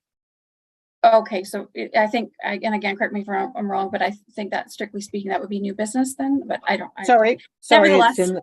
it's Okay, yeah, sorry, it's new business. Yeah, so just speaking to that, so again, from my perspective, I think the original bylaw dates back to, I think, the late 80s, early 90s, and then it's been updated, and it was updated, looks like, a number of times by the previous board. And I guess my concern here is, well, twofold, I guess. One being that I'm trying to think of how to say this in a diplomatic way. So I don't think there's any diplomatic way for this to move forward, which is why I brought the issue forward. So go for it. Well, You're on mute. I'm going to try my best to move this, my thoughts forward in a diplomatic way. So 48 hours, so 2 days.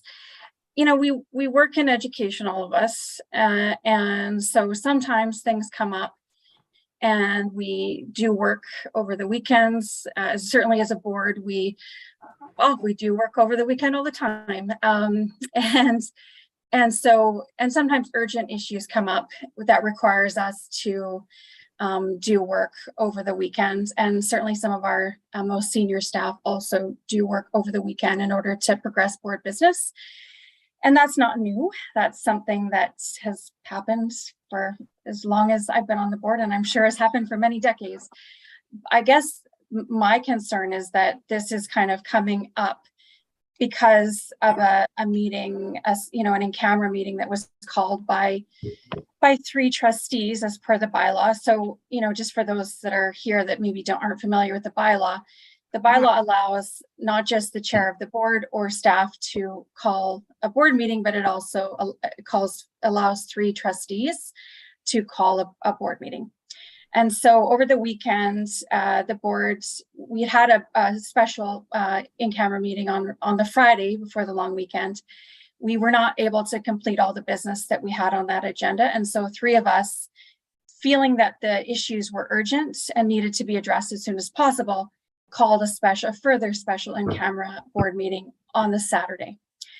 And yeah, it was a long weekend. We had met on the Friday of the long weekend, and it was a long weekend when it was called, and we called it for the Tuesday after the long weekend. So, it's unfortunate that we were not able to conclude our business on the Friday before the long weekend, but I don't know if having to call a special board meeting on the weekend for the Tuesday after the long weekend means that in future we need to only be, calling board meetings after 2 business days. I think sometimes 48 hours is enough, and it's been enough since the late 80s, early 90s. It's not a practice. Certainly, I think that we would we would continue moving forward. It's not as though any of us wanted to be putting together an agenda or calling yet another special board meeting during a long weekend, but nevertheless, we felt it was urgent and we felt that it was appropriate. So, you know, as much as none of us want to be working over the weekends, sometimes we need to. And I personally think it's problematic when rather than focusing on the need to complete the board business, we focus on when the meeting was called. I think it just kind of, for me, as one of the trustees that was calling the meeting, it felt like some folks were more concerned that we were calling it out on the weekend rather than that we as a board still hadn't dispensed of all of our important business on the Friday meeting. And yeah, it didn't feel good to the idea that I would not be considerate or thoughtful of staff time, or would try to make it difficult for staff. Yeah, just it didn't feel good because that's not how I operate. Okay, I've got Trustee Rob Painter, then Trustee Whitaker, then Trustee McNally. Trustee Rob Painter. Thank you, Chair. Could we go on to Trustee Whitaker? I just need to, I'm referencing something. I want to make sure I find the proper reference. Okay, well, thank you, and thank you, Trustee Duncan, for your comments. And I would say, yeah, as well, here's what I would say is, you know, this bylaw has been around for a long time without the business days in it. And part of this is about, we write our bylaws and we follow Robert's rules to level the playing field and to support us in getting our work done. And it also has to support minority voice in having its day or its opportunity to be heard. And this bylaw is actually there to ensure that a minority of the board is able to at least bring things forward for discussion, even if the majority doesn't believe or doesn't feel enough to put that on an agenda, that 3 trustees can do that because they think it's important enough. And that's also about each trustee has 1 vote and everybody has a voice and everybody is important. So I understand about, you know, wanting it to be 2 business days, but it's about keeping the power in the hands of each individual trustee to be treated equally and fairly when they believe that business needs to happen. And I think having a bylaw that has not had business days in it for as long as we have is a good thing. There's a reason for it. Yes, we need to be respectful of each other, but emergencies and important things come up. And it must be a level playing field for all trustees. We cannot use, you know, it's a weekend, it's a long weekend to stall or make trustees feel like they're being blocked from being heard. Trustee Rob Painter.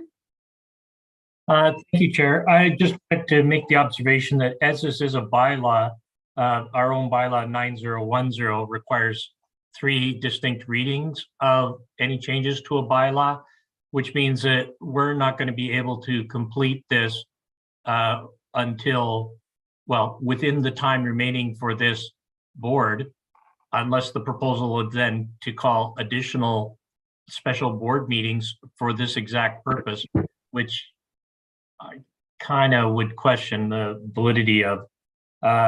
So I'm going to be voting against it. I think that trying to make amendments at the 11th hour in a term is not a good way to move forward.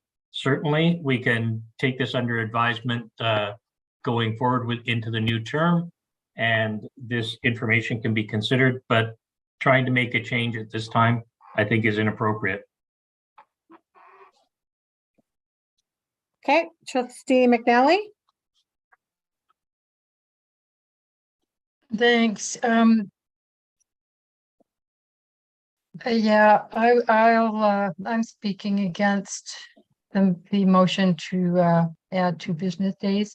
I think sadly or not, most professional lives don't run on a 9 to 5, no weekends basis. I mean, everybody complains about, oh, have to take a work call on a Saturday, or, oh my gosh, it's work and it's 7 p.m.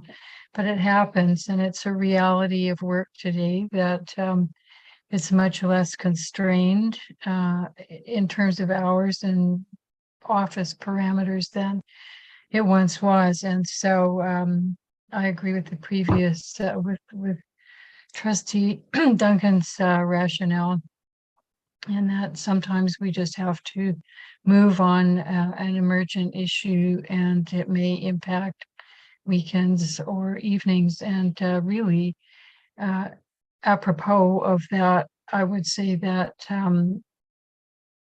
this isn't the kind of work where you just shut down the computer and walk away for the weekend. You can't do that.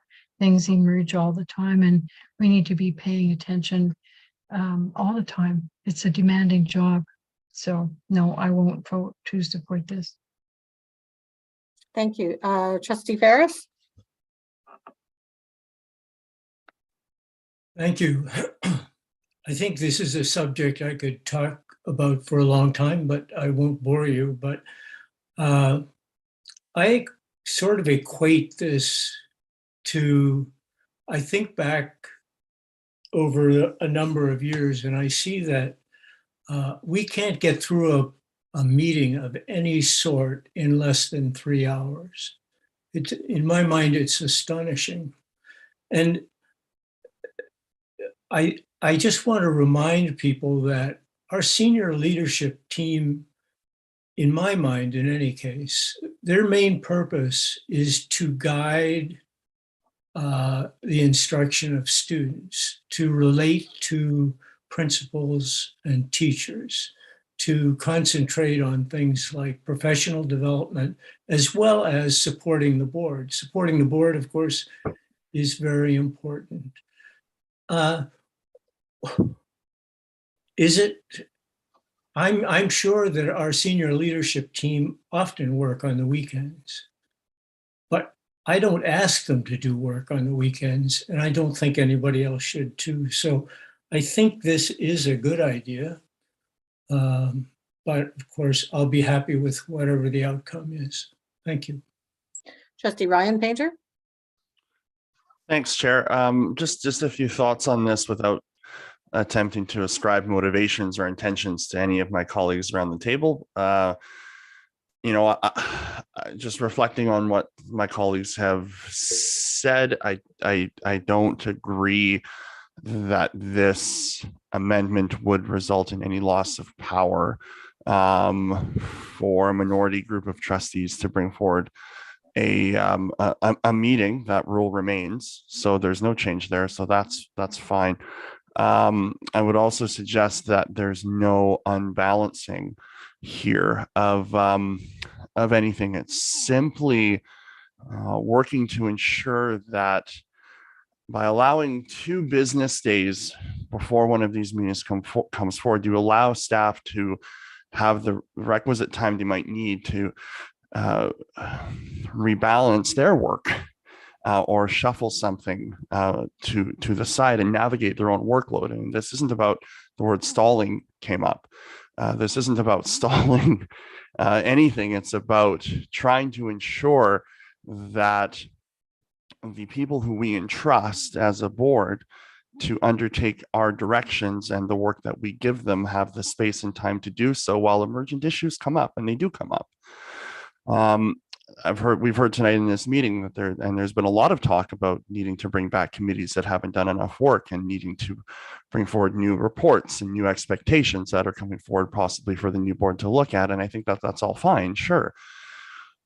But if we do that and we start to expect more work out of staff, then I think it is unreasonable to then expect at the drop of a hat on a Friday or Saturday, or if you have a 4-day long weekend or a 3-day long weekend, that staff should just be able to absorb those new priorities and then make a shift very, very quickly. I don't think it's unreasonable to limit this to business days. I'd also say I see a bit of an incongruence with the need to very quickly move on new emergent priorities and new focuses with the thought that a 30 or almost 30-year-old bylaw is somehow sacrosanct and should never be changed. I see a bit of incongruence there. So I would just suggest that this is a reasonable move to ensure that we allow staff to balance the work that the board gives them, questions that come. Trustee Painter has suggested emailing some very good questions to staff for review. I think that's great. That's part of the work. And work is always emerging. And I see no unbalancing or challenge with attempting to, through our own reshaping of a bylaw, allow some more flexibility. So I'll support this. And of course, whatever the board decides, or this committee decides, and then the board, but I don't think this is an unreasonable step. Yeah, I'll just close. I don't think I've ever brought an amendment to bylaw 9360 in my whole tenure on the board. After what happened on the long weekend, that's what made me decide to do this, because I thought it was very unreasonable for us to ask our staff, and the motion came at 6 o'clock dinner time on Saturday. So how are we supposed to process that? How are staff supposed to process that? You get up from your Thanksgiving dinner and then and it wasn't just the staff and the trustees that had to attend this meeting. It was an outside party as well. So they were then having to check the outside party in the middle of a long weekend to see availability there. So I don't see this as unreasonable. I don't see this. I didn't strike out having a special meeting. I didn't strike out any 3 trustees can call this meeting, which, you know, I'm not against, and I'm not taking away any power. All I thought was that our senior staff, I don't think are our servants. I think they are our partners in this, and we need to be able to respect and balance their work life with our trustee life. And that's how I saw to do this. So I wasn't quite sure what I was going to do. I thought it may get defeated, but I certainly wanted it on the books before I left the board as something that I was really concerned about. And I hope the new board would at least see that it was on the books, even if it's defeated, that at least it was something that was considered at some point in time, because I was really upset by that meeting. And just out of, we still haven't had the meeting. So obviously it still had to be rescheduled. So we never did have the meeting because no one was available to have the meeting on that night at that time. So we're still waiting for that meeting. So I don't think this is an unreasonable request. And as I've said before, I've never, ever brought an amendment to bylaw 9360. This is my first one ever in my last operations meeting. So whatever happens, happens. But I felt I needed to do this. So I'm going to call the question. All those in favor of this going to the board at the end of the month, raise their hands. And those opposed? Aye. And so it's a tie vote, and the motion is motion fails. So I can have a motion to adjourn, please. Thank you very much. Have a good evening.